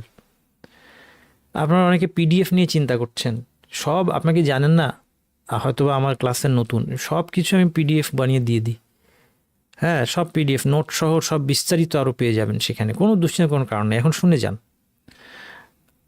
আমি সময়ের মধ্যে শেষ, কারণ জান্নাতের জীবন অনেক দীর্ঘ, সময়ের মধ্যে শেষ করার জন্য আমি মূল কথাগুলো বলে দিচ্ছি, সব পেয়ে যাবেন। তাহলে পিডিএফ দিতে আমাকে বলার কোনো প্রয়োজন নাই। আমাদের কোর্সের সাথে প্রেজেন্টেশন এবং নোট, আর এই আখেরাতের কিন্তু বিস্তারিত নোট দিয়েছি, আপনাকে দিয়েছি না, বাকিগুলিও দিব ইনশাআল্লাহ, সব পেয়ে যাবেন।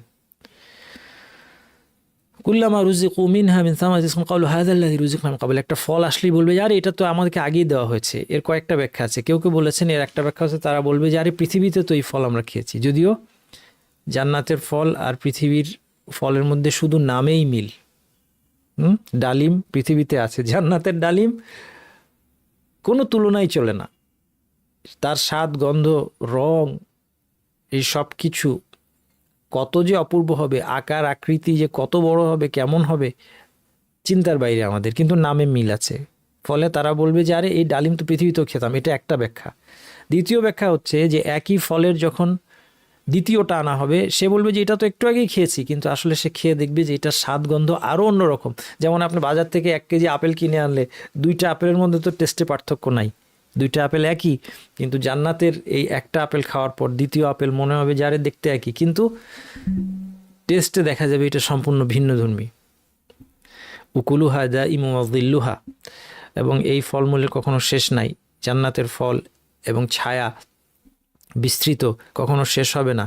জান্নাতের গাছের ছায়ার বিবরণ দেখেন, ইন্না ফিল জান্নাতি শাজারাতান ইয়াসিরুর রাকিবুল জাওয়াদ আল মুদাম্মার আস-সারি' মিআতা আমিন মা ইয়াকতাউহা। জান্নাতের গাছের ছায়া এত দীর্ঘ যে খুব ট্রেইনড একটা ঘোড়ার, অশ্বারোহী দ্রুতগামী ঘোড়া, ট্রেইনড মুদাম্মার, এর অশ্বারোহী যখন এই ঘোড়া ছুটিয়ে নিয়ে যাবে 100 বছর ধরে চললেও এর ছায়া শেষ করতে পারবে। আল্লাহু আকবার। আল্লাহ আমাদেরকে জান্নাত দান করেন, জান্নাতের গাছের ছায়া আমাদেরকে আপনি বিশ্রাম করার তৌফিক দান করেন। জান্নাতের মধ্যে নদ নদী আছে। জান্নাতের নদ নদীগুলো কীরকম? তাজরি মিন তাহতিহাল আনহার। জান্নাতের তলদেশ দিয়ে নদী বয়ে যাবে, আপনার বাসার ভিতর দিয়ে, আপনার প্রাসাদের ভিতর দিয়ে, ফ্লোরের উপর দিয়ে, জান্নাতের সারফেসের উপর দিয়ে যাবে। আলিমগণ বলছেন যে উখদুদ থাকবে না, বেগাইরি মিন গাইরি উখদুদ, অর্থাৎ গর্ত। নদী কি থাকে? নদী তো একটা গর্তের মধ্যে দিয়ে, একটা খালের মধ্যে দিয়ে যায়, কিন্তু জান্নাতের নদ নদীগুলো আপনার ঘর বাড়ি বাগানের মধ্য দিয়ে প্রবাহিত হতে থাকবে। এখনও পৃথিবীতে খুব দামি জায়গা, যেখানে খুব দামি দামি লোকেরা, খারাপ লোকেরা যেতে পারে, ভালো লোক যেতে পারে না। ভালো কারণ যাওয়ার মতো টাকা ভালো লোকের সাধারণত হয় না, সাধারণত কেউ কেউ যেতে পারেন হয়তো। সেখানে দেখা যায়, সেখানে শোনা যায় যে ঘরের মধ্যে এসে সমুদ্রের পানি ঢুকে যায়। হ্যাঁ, এগুলো আমরা যেন জান্নাতে গিয়ে পাই, এই জন্য আমরা কাজ করি। হ্যাঁ, এটাই আমাদের করা দরকার। আর জান্নাতেরটার সাথে তো পৃথিবীটার তো কোনো তুলনা, পৃথিবীর সাথে জান্নাতেরটা কোনো তুলনা হবে না। তাজরি মিন তাহতিহাল আনহার, হ্যাঁ, নদ নদী বয়ে যাবে। এইগুলো কোথা থেকে আসছে? এই নদ নদীগুলো প্রবাহিত হয় ফাওকাহু আরশুর রহমান। হ্যাঁ, ফিরদাউস হচ্ছে সর্বোচ্চ জান্নাত, ফাইন্নাহু আওসাতুল জান্নাহ, জান্নাতের মাঝখান, ওয়া আলাল জান্নাহ, জান্নাতের সর্বোচ্চ স্তর কোনটা? ফিরদাউস। ফাওকাহু আরশুর রহমান, এর উপরে রহমানের আরশ। ওয়া মিনহা তুফাজ্জারু আনহারুল জান্নাহ, ফিরদাউস যে সর্বোচ্চ জান্নাত, সেখান থেকে, সেটা হচ্ছে জান্নাতের নদীগুলার সোর্স। এটা হচ্ছে জান্নাতের নদ নদীর বর্ণনা। জান্নাতের নদীগুলা 4 প্রকার। সেখানে শুধু পানির নদী না, পানির নদী, দুধের, মধুর এবং মদের নদী আছে, যেটা আল কোরআনে আল্লাহ বলেন মাসালুল জান্নাতি লিল মুত্তাকুন ফিহা আনহারু মিন মাইন গায়রি আসিন। এমন পানির নদী যে পানিটা চেঞ্জ হয় না, পানি থাকতে থাকতে স্ট্যাগনেন্ট হয়ে যায়, নষ্ট হয়ে যায়, এটা হয় না। আনহারু মিন লাবানিন লাম ইয়াতাগায়্যার তা'মু, দুধের নদী, দুধ নষ্ট হয়ে যাবে না, ফ্রিজে রাখতে হবে না। ওয়া আনহারু মিন খামরিল লাযযাতিল লিশারিবিন, পানকারীর জন্য সুস্বাদু খামর, মদের নদী থাকবে। ওয়া আনহারু মিন আসালিম মুসাফফা, এবং খাঁটি মধুর নদী থাকবে। ওয়ালাহুম ফিহা মিন কুল্লিস সামারাত, এবং মাগফিরাতুম মির রাব্বিহিম, এবং তাদের জন্য সব ধরনের ফল রয়েছে। এই নদীগুলো আসবে সমুদ্র থেকে। জান্নাতে এই 4টা জিনিসের সমুদ্র, পানি, মধু, মদ এবং দুধ, এই 4টা সমুদ্র থাকবে জান্নাতে। সেখান থেকে নদীগুলো প্রবাহিত হবে, এবং তারপরে আবার নদী থেকে কি আসবে? আবার ঝর্ণা থাকবে সেখানে। ইন্নাল মুত্তাকিনা ফি জান্নাতি ওয়া উয়ুন, এই ঝর্ণার কথা অনেক জায়গায় বলা হয়েছে। ঝর্ণাগুলো কেমন? ফিহিমা আইনানি তাজরিয়ান, সেখানকার ঝর্ণা কিছু আছে যেটা প্রবাহিত, সবেগে প্রবাহিত হবে, স্রোতস্বিনী। কিছু ঝর্ণা আছে যেগুলো নাদ্দাখা বলা হয়েছে, ফিহিমা আইনানি নাদ্দাখাতান, অর্থাৎ ফোয়ারার মতো যেটার উদ্গীরণ হয়, এই ধরনের ঝর্ণা থাকবে। ইন্নাল আবরারা ইয়াশরাবুনা মিন কাসিন কানা মিজাজুহা কাফুরা, আরেকটা কাফুরের কথা আসছে। আইনান ইয়াশরাবু বিহা ইবাদুল্লাহি ইউফাজ্জিরুনা তাফজিরা, জান্নাতীদের যে পানীয়, সেই পানীয়র মধ্যে কাফুর মেশানো হবে। কেউ কেউ বলছেন কাফুর একটা ঝর্ণার নাম, কেউ কেউ বলছেন না, কাফুর অর্থ কর্পূর। অর্থাৎ বোঝানো হচ্ছে যে কর্পূর দিয়ে বোঝানো হচ্ছে, পৃথিবীর মানুষ কর্পূর খায় না, কিন্তু জান্নাতে এই কাফুর যদি কর্পূর অর্থে হয়, অর্থাৎ হচ্ছে পানীয়ের মধ্যে একটা সুগন্ধি এবং শীতলতা থাকবে। দেখেন, পৃথিবীতে আপনি যখন ক্লান্ত হয়ে যান, গরমে ঘর্মাক্ত অবস্থায়, আপনি তখন সফট ড্রিঙ্ক, ঠান্ডা সফট ড্রিঙ্ক খেতে আপনার খুব ভালো লাগে, বা ঠান্ডা কোনো ড্রিঙ্ক খেতে আপনার ভালো লাগে। জান্নাতে উত্তাপের কোনো কষ্ট নাই, কিন্তু এই শীতলতার যে আনন্দ এবং সুগন্ধি, সেটা আল্লাহ সুবহানাহু ওয়া তাআলা জান্নাতের পানীয়ের মধ্যে দিয়ে দিয়েছেন। আল্লাহ সুবহানাহু ওয়া তাআলা আমাদের সেই জান্নাতের উত্তরাধিকারী যেন করেন। আবার কেউ কেউ বলছেন এটা হচ্ছে একটা ঝর্ণার নাম। যেটাই হোক, আইনা ইয়াশরাবু বিহা ইবাদুল্লাহ ইউফাজিরুন তাফজিরা, তাদের যে ড্রিঙ্কটা হবে সেটা এমন একটা ঝর্ণা যেটা ইউফাজিরুন তাফজিরা, আল্লাহর বান্দারা যেখানে খুশি সেখান থেকে এটাকে সেখান দিয়ে এটাকে প্রবাহিত করতে পারবে।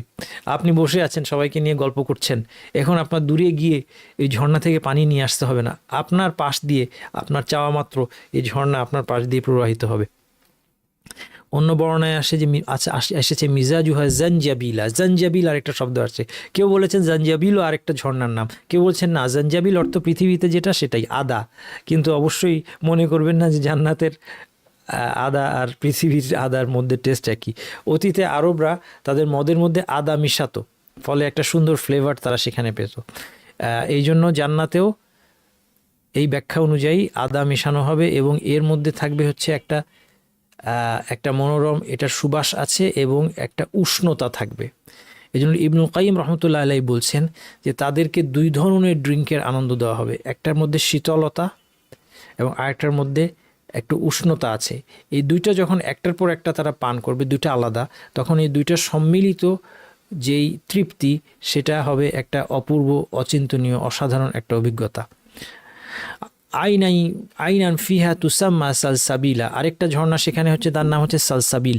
সালসাবিল শব্দের অর্থ হিসেবে বর্ণিত আছে যা স্বচ্ছন্দে সবেগে প্রবাহিত হয়, পানকারীদের জন্য সুপেয়, অনুগত, অর্থাৎ যেখানে খুশি সেটাকে প্রবাহিত করা যাবে, সহজে গিলতেও আরাম।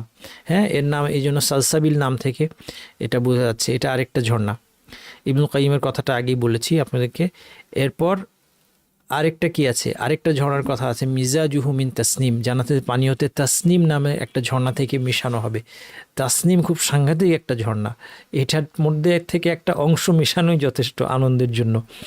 জান্নাতীদের পানীয়র মধ্যে এটার থেকে একটা অংশ মিশিয়ে দেওয়া হবে, কিন্তু আইনা ইয়াশরাবু বিহা আল মুকাররাবুন, আল্লাহর বিশেষ নৈকট্যশীল বান্দা হলে এই তাসনিমের পানি, পিওর পানিটা সে পান করতে পারবে।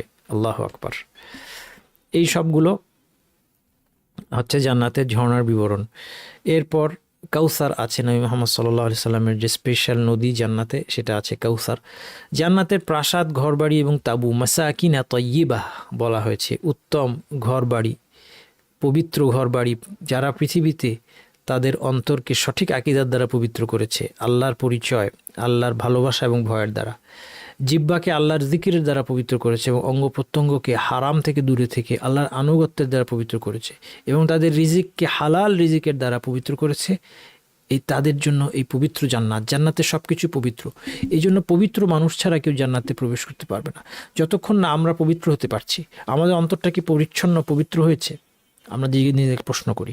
আমাদের অঙ্গ প্রত্যঙ্গ কি আল্লাহর অবাধ্যতা থেকে পবিত্র হয়েছে? আমাদের রিজিক কি হারাম থেকে পবিত্র হয়েছে? যদি হয়ে থাকে তাহলে আমরা পবিত্র জান্নাতের পবিত্র ঘরবাড়িতে যাওয়ার জন্য প্রস্তুত, নতুবা আমরা এখনও প্রস্তুত হই নাই। আর যদি আমরা প্রস্তুত হওয়ার আগে মৃত্যুবরণ করি তাহলে আমাদের জন্য খুব দুশ্চিন্তার কারণ আছে যে তারপরে আমরা ইমানের কারণে জান্নাতে গেলেও তার আগে হয়তোবা আমাদেরকে পরিচ্ছন্ন করতে হবে, হয়তো কবরের শাস্তি দিয়ে, অথবা কিয়ামতের শাস্তি, অথবা জাহান্নামের কঠিন শাস্তি, যার এক মুহূর্ত কিন্তু আমাদের জন্য সহ্যের বাইরে, যার প্রতিটা মুহূর্ত কিন্তু সহ্যের বাইরে।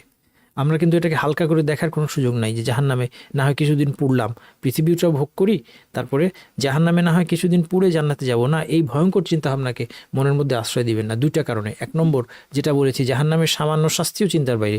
দুই নম্বর, কেউ যখন এই চিন্তা করে, এটা কিন্তু শয়তানের ট্র্যাপ। এই চিন্তা করে যখন সে আশা করে যে আমি এখন একটু আল্লাহর অবাধ্যতা করে নিই, ভোগবিলাস পৃথিবীতে করে নিই, আল্লাহর অবাধ্যতার পথে মৃত্যুর আগে ইমান এনে নিব, এর শাস্তি স্বরূপ হতে পারে, আর ইমান আনার তৌফিক তার হবে না। আল্লাহ সুবহানাহু ওয়া তাআলার কাছে আমরা কুফরি থেকে আশ্রয় চাই। রব্বানা লা তুজিগ কুলুবানা বা'দা ইয হাদাইতানা ওয়া হাব লানা মিন লাদুনকা রাহমা ইন্নাকা আনতাল ওয়াহ্হাব।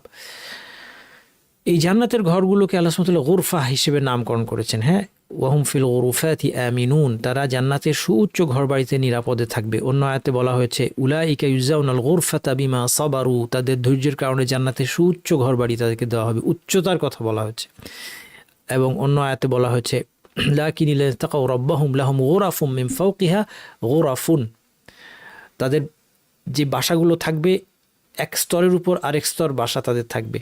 গোরফা আরবিতে বলা হয় এমন বাসা যেটা উঁচুতে সিঁড়ি দিয়ে উঠতে হয়। আপনারা যখন খুব সুন্দর করে রিসোর্টে যান, দেখেন ওখানে খুব দামি দামি কিছু ঘর থাকে, ওটাতে সিঁড়ি দিয়ে উপরে উঠতে হয়, ওটা অনেক টাকা দিয়ে নিতে হয়। অথবা হোটেলের উঁচু তালার ঘরগুলা একটু বিশেষ রিকোয়েস্ট করে নিতে হয়। জান্নাতের সব কিছু উঁচুতে, এই জন্য গোরফা হলো উঁচুতে নির্মিত বাসস্থান। কারো মতে এগুলো উঁচু উঁচু প্রাসাদ যা বিভিন্ন স্তরে নির্মিত, এগুলো কতই না চমৎকার, আল্লাহ সুবহানাহু ওয়া তাআলা ভালো জানেন। তেমনি জান্নাতের বাসস্থানের মধ্যে তাঁবু থাকবে। হ্যাঁ, আপনি বলতে পারেন যে তাঁবুতে গিয়ে থাকার দরকার কি আমার, আমি না, আপনি দেখেন না পৃথিবীতে বিলাসী মানুষ কত ধরনের কত বাসার মধ্যে থাকে, তাহলে আপনার তো প্রাসাদের মধ্যে থাকার একটা আনন্দ আছে, আবার তাঁবুর মধ্যে থাকার একটা আনন্দ আছে। আর সেটা যদি হয় জান্নাতের তাঁবু, তাঁবুর উল্লেখ এসেছে হুরুন মাকসুরাতুন ফিল খিয়াম, হুররা কোথায় সংরক্ষিত থাকবে? তাঁবুর মধ্যে সংরক্ষিত থাকবে। এই তাঁবুর বর্ণনা রাসূলুল্লাহ সাল্লাল্লাহু আলাইহি ওয়াসাল্লাম বলছেন এটা ফাঁপা মুক্তার তৈরি, একটা মুক্তা কল্পনা করেন, বিশাল, ভিতরটা ফাঁপা, এই পুরাটাই হচ্ছে একটা তাঁবু। আকাশের দিকের উচ্চতা হবে 30 মাইল, কোনো কোনো বর্ণনা আছে 30 মাইল, কোনো কোনো বর্ণনা আছে 60 মাইল। এই প্রতি তাঁবুর প্রতিটি কোণে মুমিনের একজন করে স্ত্রী থাকবে, অন্যরা তাদের দেখবে না। জান্নাতের সুগন্ধের কথা এসেছে, বিভিন্ন হাদিসে এসেছে।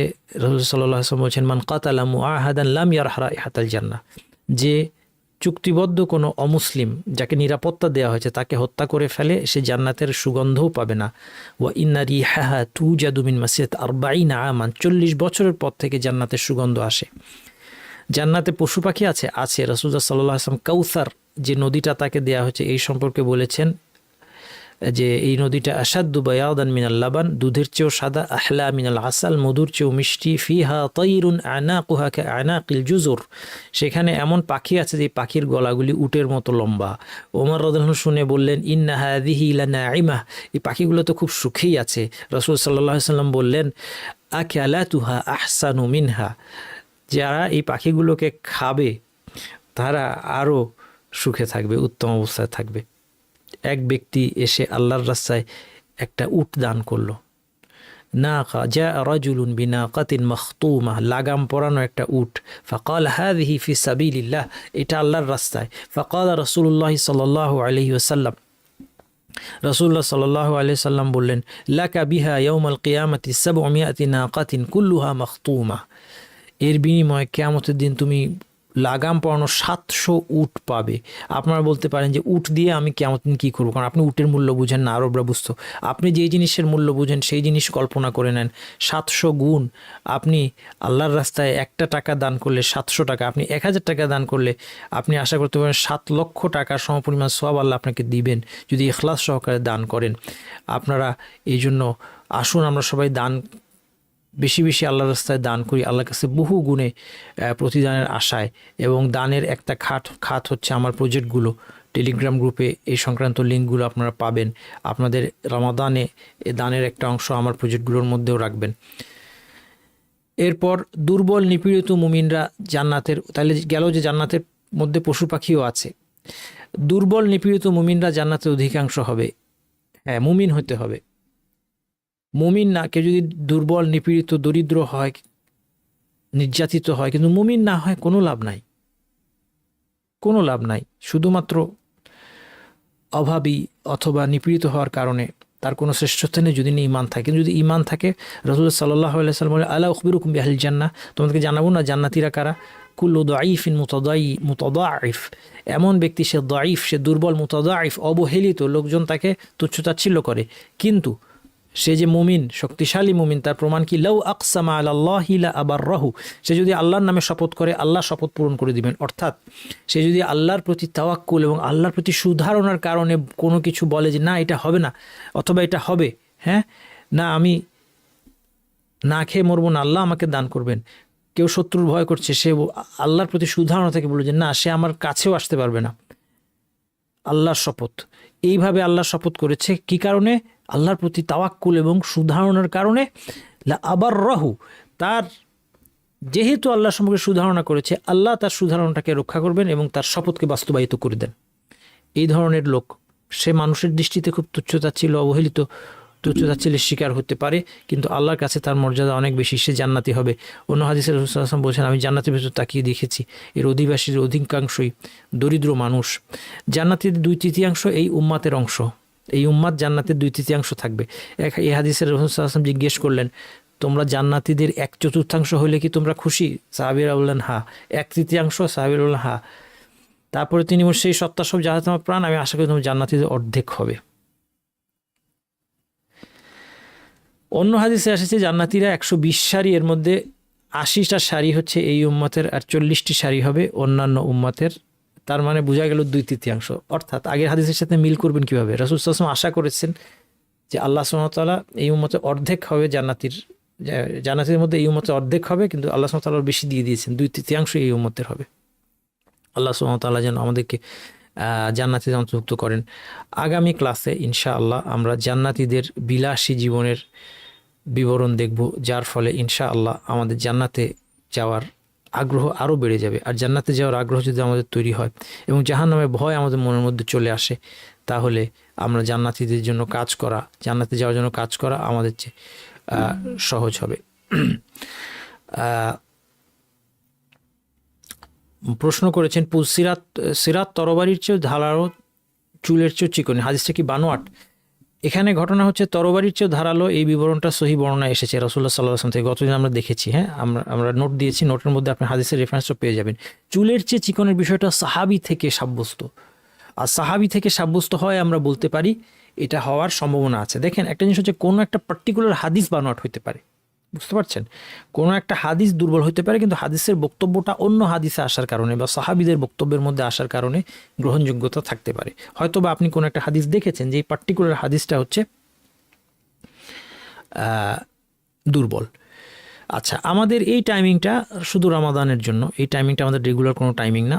রমাদানে আমাদের বাকি সময়টা তো তারাবি ইত্যাদির কারণে ব্যস্ত থাকবে মানুষ। ছুটির দিন শুক্রবার দুপুর 3টায় বাসে, শুক্রবার শনিবার দুপুরে আমরা রমাদানের ক্লাসগুলো করব। যাদের অসুবিধা, আপনারা কেউ কেউ হয়তো বলেছেন আপনাদের অসুবিধা, আপনারা তো রেকর্ড লেকচার শুনতেই পারবেন। আন্তরিকভাবে তওবা কীভাবে করতে হবে? 2 রাকাত সালাত শর্ত কিনা? না, 2 রাকাত সালাত শর্ত না। আন্তরিক তওবা হচ্ছে যদি সত্যি অনুতপ্ত হন, গুনাহটা ছেড়ে দেন। 5টা শর্ত। একটা হচ্ছে অনুতপ্ত হওয়া, 2 নম্বর হচ্ছে গুনাহ ছেড়ে দেওয়া, 3 নম্বর হচ্ছে ভবিষ্যতে করব না এই সিদ্ধান্তে আসা, সংকল্প, 4 নম্বর হচ্ছে এর কারণে কারো হক নষ্ট হয়ে থাকলে হক দিয়ে দেওয়া, 5 নম্বর কোনো কাফফারা নির্ধারিত হয়ে থাকলে সেই কাফফারা আদায় করে দেওয়া। আর 2 রাকাত সালাত পরে যদি আপনি আল্লাহর কাছে ক্ষমা চান সেটা ভালো। জাদুটোনা থেকে পরিত্রাণের উপায় কি? দেখেন, এই জাদুটোনা, বদনজর এবং যাবতীয় সমস্যা থেকে বাঁচার একটা অন্যতম উপায় যেটা আমরা অবলম্বন করি না, সেটা হচ্ছে আজকার, জিক্র। আমি এটার উপর একটা আলহামদুলিল্লাহ ভিডিও রেকর্ডিং করেছি, শর্ট ভিডিও রেকর্ডিং করেছি, এবং আপনাদের একটা নোট দিব পারিবারিক তালিমের আওতায়। কারণ এটা আপনাদের সবার, আপনার, আমাদের এবং আমাদের সন্তান, স্ত্রী সন্তান সবার জন্য খুব দরকার। জিকির শুধু জিন বলেন, জাদুটোনা বলেন, বদনজর বলেন, যেগুলো সমস্যা, পারিবারিক অশান্তি, বিভিন্ন ধরনের শারীরিক মানসিক রোগ, এই সবগুলোর জন্য একটা জায়গার মধ্যে সমাধান। জিকির একটা সহজ হাতিয়ার, এবং জিকির এমন জিনিস সেটা জিহ্বায় হালকা। এবং আমাদের সমস্যা হচ্ছে আমরা প্রিভেনশনটা নেই না। ছোট বাচ্চাটা হওয়া মাত্র টিকা দিই না আমরা, কিন্তু এরপরে যদি আমরা টিকা না দিই, অবহেলা করি, কোনো একটা সময় একটা রোগ দেখা যায় যে ছোটোখাটো রোগ বাড়তে বাড়তে এমন ভয়ঙ্কর অবস্থা ছিল, নিয়ন্ত্রণ বাইরে চলে গেল। আমাদের অবস্থা কিন্তু তাই। এই আজকারগুলো প্রতিদিন আমাদের টিকা। আমরা যদি শুরু থেকে এটা আজকার করতাম, বাচ্চাদেরকে শেখাতাম, তাদেরকে করাইতাম, তাহলে আমাদের ঘরগুলোর সমস্ত সময় যেগুলো আপনি বলছেন এগুলো থেকে প্রোটেক্টেড থাকতো। এই জন্য আমাদের এই জিকিরের মধ্যে ফিরে আসতে হবে। এটার উপর আমি একটা সমস্ত আলোচনা করতে পেয়ে যাবেন ইনশাল্লাহ। এবং জিকির যেন সঠিকভাবে বিশুদ্ধ জিকির করতে পারেন, যেন হিসনুল মুসলিম একটা বই আছে, এটা বাংলা ইংরেজি সহ বহু ভাষা অনুবাদ পাওয়া যায়, বাংলায় ভালো ভালো অনুবাদ হয়েছে, এটা অবশ্যই আপনার কাছে রাখবেন। এখানে আপনার যা যার করণীয় সেটা করা আছে। এক্ষেত্রে ভাইয়ের সংসারে অশান্তি লেগে থাকে, যাকে জাদু করা হয়েছে উনি ওনার স্ত্রী সন্তানের মতো ভরণ দেন না, বলে যে আমার ভাই বোনকে দিয়ে বাঁচলে স্ত্রী সন্তান কিছু পাবে। যাই হোক, যেটাই হোক, এইগুলোর মাধ্যমে চেষ্টা করতে হবে। সেহরির শেষ সময় ফজর আজান শুরু হওয়ার পর যদি প্লেটে খাওয়ার অবশিষ্ট থাকে তবে কি খাওয়া জায়েজ? খেয়ে ফেলে তবে রোজার বিধান কি হবে? দেখেন এই মাসালাটা একটা মতভেদপূর্ণ মাসালা। কোনো কোনো হাদিসে এই প্রমাণ আছে যে হাতের লোকমাটা আপনি শেষ করে তারপরে থামতে পারেন যদি আজান শুনে ফেলেন। এই ফতোয়াটা বেশিরভাগ আলেমী গ্রহণ করেননি, যদিও হাদিসের মধ্যে আসে। এই জন্য হাদিসের বিচারে এটা শক্তিশালী। আবার জুমহুরের মতের দিকে যদি আমরা যাই, তারা এই হাদিসটাকে বিভিন্নভাবে ব্যাখ্যা করেছেন। তো সেই জন্য নিরাপদ হচ্ছে, আমি বলবো আপনাদের ইবতিদাআন, অর্থাৎ শুরু থেকে আমি যেটা বলবো যে এই চান্সটা নেওয়ার দরকার নাই, মতভেদপূর্ণ মাসালা। কাজেই আপনি আগে থেকে প্রস্তুতি নিয়ে আজান হয়ে গেলে আর আমি কিছু খাবো না। এখন অতীতে কোনো রোজা যদি আপনি এভাবে খেয়ে থাকেন, আপনার সেই রোজাটা হয়ে গেছে। যতক্ষণ আপনি কনফিউশনে, একটা জিনিস মনে রাখবেন, একজন মানুষ কনফিউজ থাকা অবস্থায় যতক্ষণ খাচ্ছে যে আমি কনফিউজ, আরে আসলে কি আজান তো দিয়ে দিল, টাইম কি শেষ না শেষ না, আচ্ছা একটা মাসালা আছে, একটা হাদিস দেখেছিলাম যে হাতে যেটা আছে সেটা যেন শেষ করে ফেলে, পাত্রে যেটা আছে এটা যেন শেষ করে, এটার উপর কি আমল করবো না, এইসব চিন্তা করতে করতে আজান হচ্ছে আর আপনি খাচ্ছেন, আপনার রোজা ভাঙে নাই, নষ্ট হয় নাই। কারণ কি? কারণ রোজা ভাঙবে যদি আপনি বুঝে শুনে যে হ্যাঁ আর সেহরির টাইম নাই, শিওর, তারপরেও আমি খেলাম, এখানে রোজা ভাঙবে। তো সেই জন্য অতীতের জন্য বলতেছি যে এভাবে যদি কোনো করে থাকেন তাহলে রোজাটা ভাঙে নাই আপনার ইনশাআল্লাহ। ভবিষ্যতের জন্য বলছি যে এই মাসালাটা ব্যবহার না করা নিরাপদ।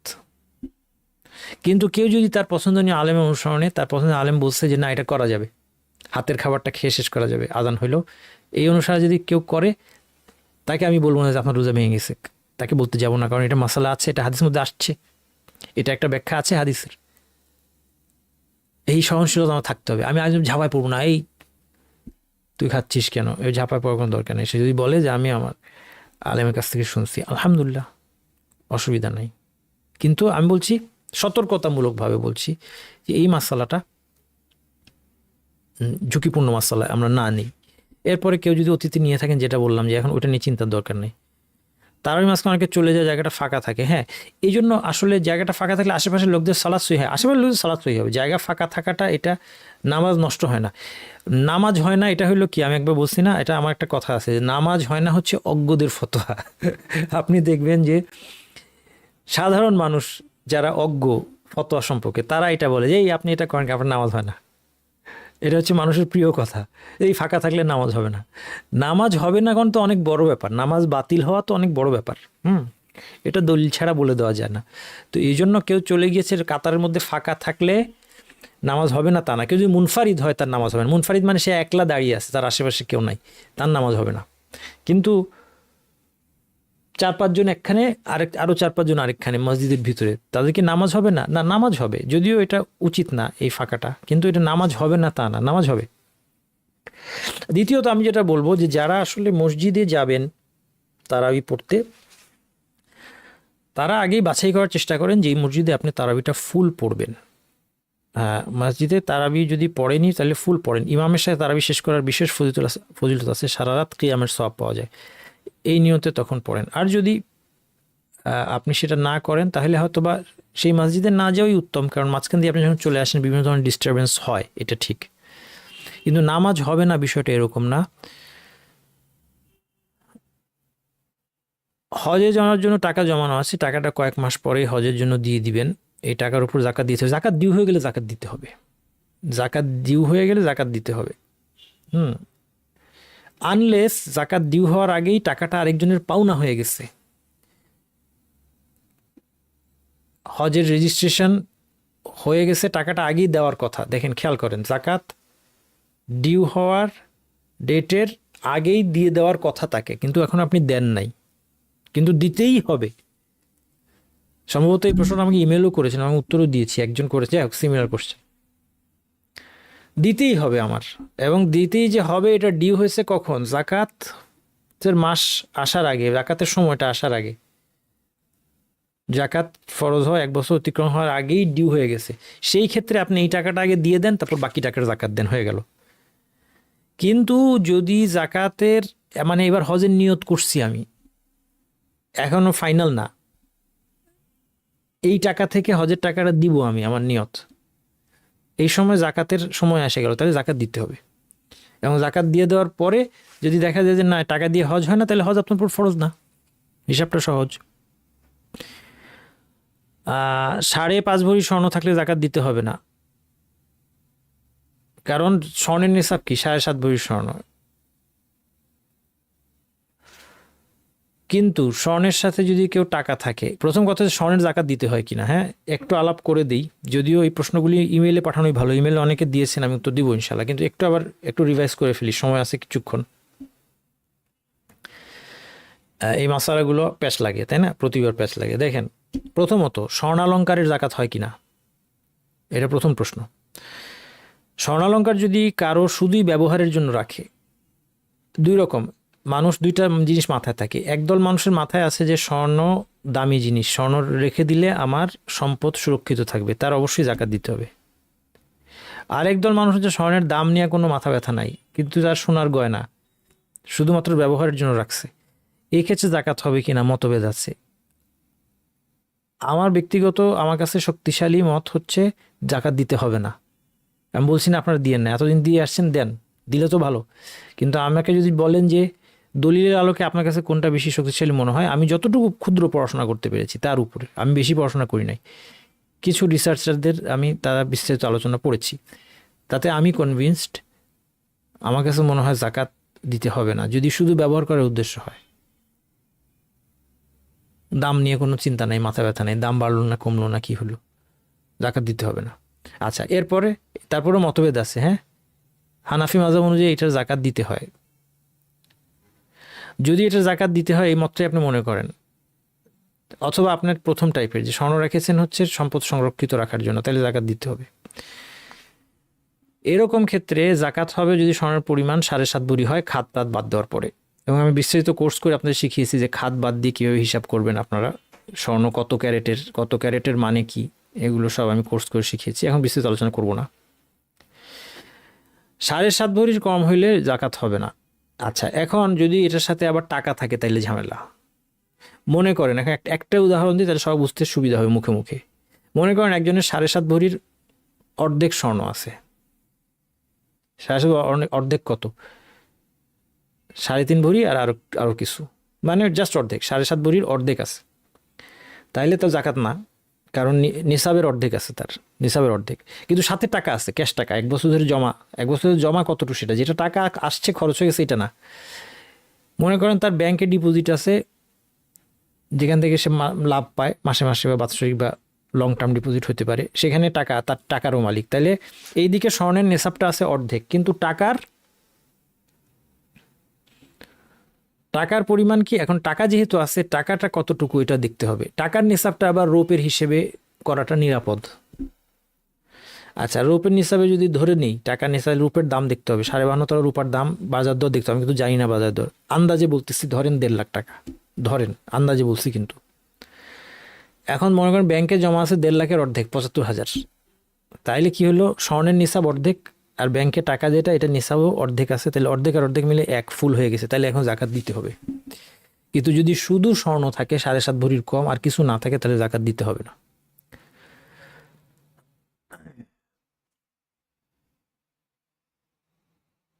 আত্তাহিয়াতু পড়ার পর শুধু সাল্লাল্লাহু আলাইহি সাল্লাম পড়ে সালাম ফেরার নামাজ হবে কিনা আমি শিওর না। শুধু সাল্লাল্লাহু আলাইহি সাল্লাম পড়লে, প্রথম প্রশ্ন হচ্ছে দুরুদ ছাড়া নামাজ হয় কিনা। একটা মতে হয়, দুরুদ মাস্ট না, এটা একটা মত আছে, তারপর আপনি রিস্ক নেবেন না। আচ্ছা, এরপর প্রশ্ন হচ্ছে শুধু ফুল দুরুদ যেটা আছে, দুরুদ ইব্রাহিম যেটাকে আমরা বলি, সেটা না পড়ে সাল্লাল্লাহু আলাইহি সাল্লাম পড়ে নামাজ হয় কিনা এটা আমার জানা নাই। যাই হোক, আপনি পুরোটা শিখে নেন। মসজিদে জামাতের সালাতে 2 কাতারের মাঝে পিলার বরাবর মানুষ দাঁড়ানো যাবে কিনা। সামনে পিলার থাকলে সে জায়গা খালি রাখতে হবে কি। 2 কাতারের মাঝে পিলার, হ্যাঁ, যেখানে 2 কাতারের মাঝে পিলার আছে, পিলার থাকায় যেটা হবে যে ওই কাতারটা মাঝখানে পিলারের কারণে কেটে যাবে, এখানে কাতার না করাটা উত্তম। কিন্তু অনেক সময় মসজিদে যথেষ্ট জায়গা থাকে না, এখানে করতে হয়, সেটা নামাজ হবে, নামাজ হতে অসুবিধা নেই। একলা কেউ না দাঁড়ালেই হলো, হ্যাঁ, একলা কেউ যেন না দাঁড়ায়, তার সাথে কেউ না কেউ যেন থাকে। 2 হাত দিয়ে মুসাফাহা করা এটা বিদাত না, এটা কোনটা বেটার এটা নিয়ে মতভেদ আছে, কিন্তু এটা বিদাত পর্যায়ে হবে না, এগুলি সামাজিক ব্যাপার। বেদাত করে যাতে ব্যবহার কেমন হওয়া উচিত, দাওয়াত দেওয়ার স্বার্থে নরম ব্যবহার, নরমভাবে দাওয়াত দিবেন, দাওয়াত সবসময় নরমভাবে দেয়। বিদাত কেন? শিরকি কুফরিতে লিপ্ত। হ্যাঁ, ফেরাউনের চেয়ে বড় খারাপ লোক পৃথিবীর ইতিহাসে খুব কম ছিল। তাকে মুসা ইসলামের মতো উত্তম ব্যক্তিকে পাঠানোর সময় আল্লাহ বলছেন কুল আল্লাহু কাউল আল্লাহ ইনা, মুসা এবং হারুন নবী, আল্লাহর নবী কত শ্রেষ্ঠ, তাকেও পাঠানোর সময় বলছেন তোমরা তাকে নরম কথা বলো। কারণ কি? কারণ দাওয়াত দিতে যাচ্ছে। কাজেই বিদাতিকে আপনি যখন দাওয়াত দিতে যাচ্ছেন নরম করে দাওয়াত দিবেন। বেদাত যে করে বা বেদাত প্রচলন করছে তার প্রতি কঠোর হতে পারে কেউ, অথরিটিতে যে আছে সে কঠোর হতে পারে। মনে করেন এখন সরকার কঠোর হইল যে আমরা আইন করে মাজার বন্ধ করে দিব, সরকার যদি এখন কঠোর হয় বেদাতির প্রতি সেটা আলাদা জিনিস। কিন্তু আপনি একটা বেদাতির কাছে যদি যান, তাকে আপনি প্রাথমিক দাওয়াত দিতে যাচ্ছেন, আমরা দায়ী, আমাদের দাওয়াত দেওয়ার ক্ষেত্রে নম্রতা অবলম্বন করতে হবে। কিন্তু কোনোভাবে তার এমন কিছু আমরা করব না যেটাতে তার বেদাতটা সাপোর্ট পায়। কিভাবে? যে এখন একদল লোক বৈশা মিলাদ করতেছে, আমি গিয়ে তাদের সাথেও মিলাদে যোগ দিলাম, আমি বললাম যে আমি একটু নরম হওয়ার জন্য গেছি, এটা জায়েজ নাই। আমি ওই মিলাদে গিয়ে তার সাথে যোগ দিব না তো, কারণ তাহলে তো আমাকে দেখে অন্যরা মনে করবে তো একটু বেদাত জায়েজ, উস্তাদ গেছে ওখানে, তাহলে তো মিলাদ জায়েজ না, সেটা করব না আমি।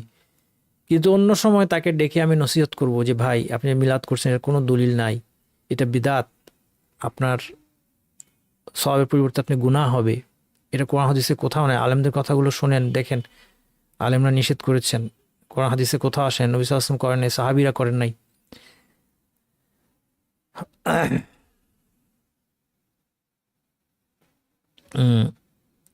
তালাক সংক্রান্ত জটিল মাসালা আমাকে এটা ইমেল করেন। হ্যাঁ, তালাক সংক্রান্ত মাসালা আমাকেও ইমেল না করলে ভালো।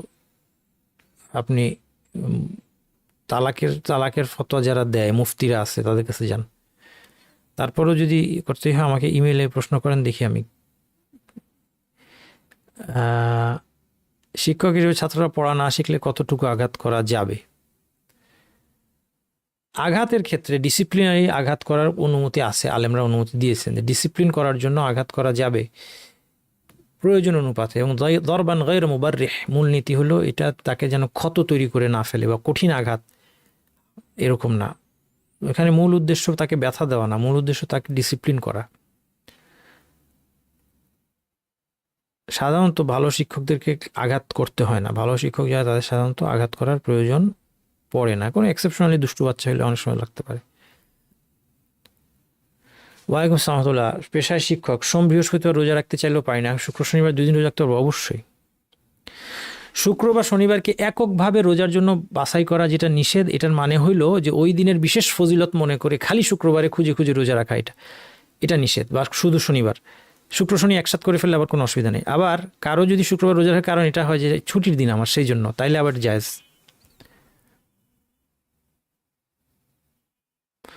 আত্মীয় স্বজনের সাথে মিশলে তখন তাদের খুশির কথা চিন্তা করে অনেক গুনাহ করে ফেলি। হ্যাঁ, আত্মীয় স্বজনের সাথে মিশার সময় নিজের উপর কন্ট্রোল রাখতে হবে। হ্যাঁ, আত্মীয় স্বজনকে পরিত্যাগও করা যাবে না। আবার তাদের সাথে ফুর্তি করতে করতে আমরা অনেক সময় হারাম কাজ করে ফেলি, এটা শুধু আপনার না, এটা আমাদের সবার হয়।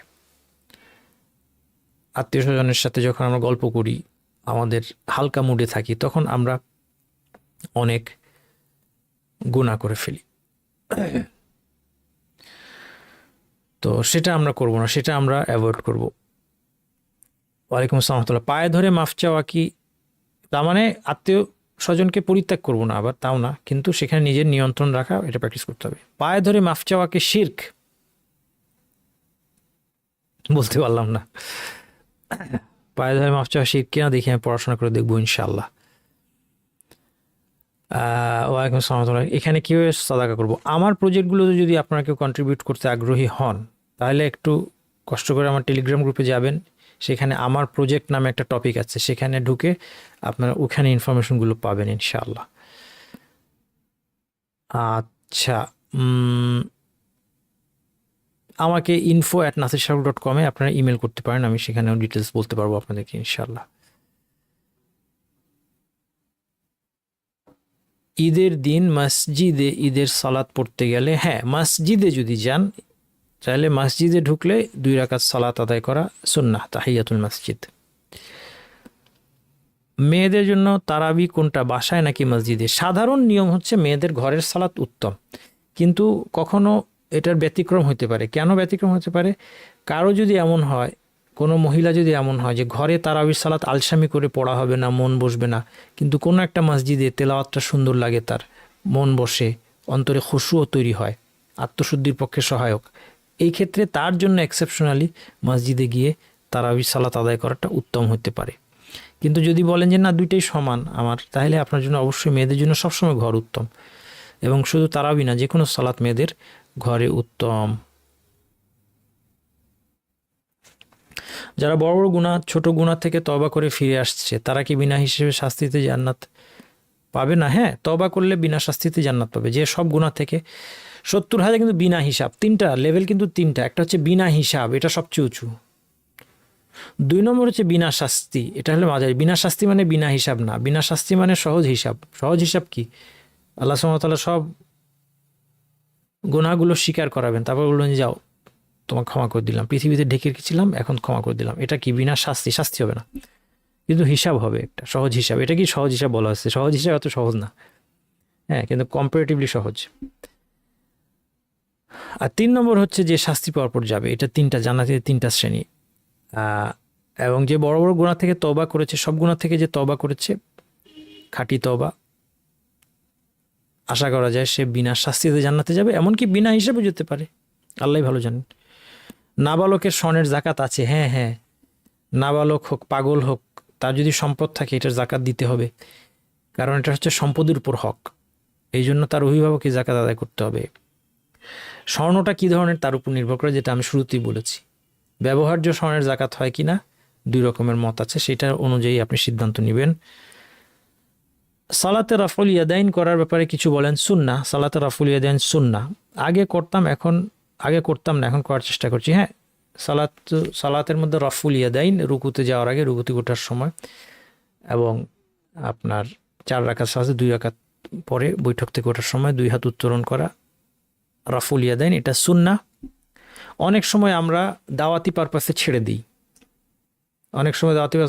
কীরকম, যেখানে লোকজন এ সম্পর্কে অবহিত না, তারা এটা তো অভ্যস্ত না, তারা রাফুল ইয়াদাইন দেখলে আগেই মনে করবে যে এই অন্য গোমরা লোক, অন্য ফেরকা, এইসব মনে করবে, ফলে আমাদের তার সাথে দাওয়াত দেওয়ার সুযোগটা নষ্ট হয়ে যাবে।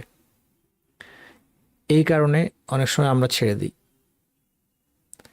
কিন্তু যেখানে আপনি ঘরে সালাত আদায় করছেন, সেখানে আপনি করবেন, এটাই সুন্নাহ। আর যেখানেই করেন, আপনি করেন বা না করেন সেটা কথা না, কথা হচ্ছে যে এই সময় ব্যাপারে কারোর সাথে আলাপ আলোচনার ক্ষেত্রে সহনীয়তা অবলম্বন করবেন। যে রাফুল ইয়াদাইন করে না তাকে ভুল বলতে যাব না, যে রাফুল ইয়াদাইন করে না সে যদি আমাকে আক্রমণও করে, আমি বিনয়ের সাথে বলবো যে ভাই এটা তো হাদিসের মধ্যে আসছে, অনেক আলেমেরই মত আছে, যদিও আমাদের হানাফি মাযহাবে এটা নাই, কিন্তু অন্যান্য মাযহাবে আছে, এবং অন্যান্য বড় বড় আলেমরাও বলেছেন এটা, এই জন্য আমি করলে ক্ষতি নাই, এটা হাদিসে দ্বারা প্রমাণিত। আপনি যদি আপনার নির্ভরযোগ্য আলেমের অনুসরণে করতে না চান, সেটা আপনার ব্যাপার, কিন্তু এটা করলে এটা নিয়ে একে অপরের মধ্যে মনোমালিন্য করা ঠিক না। আজকে আমাদের আলোচনা এতটুকুই। সুবহানাকাল্লাহু ওয়া বিহামদিকা, আশহাদু আল্লা ইলাহা ইল্লা আনতা, আস্তাগফিরুকা ওয়া আতুবু ইলাইক।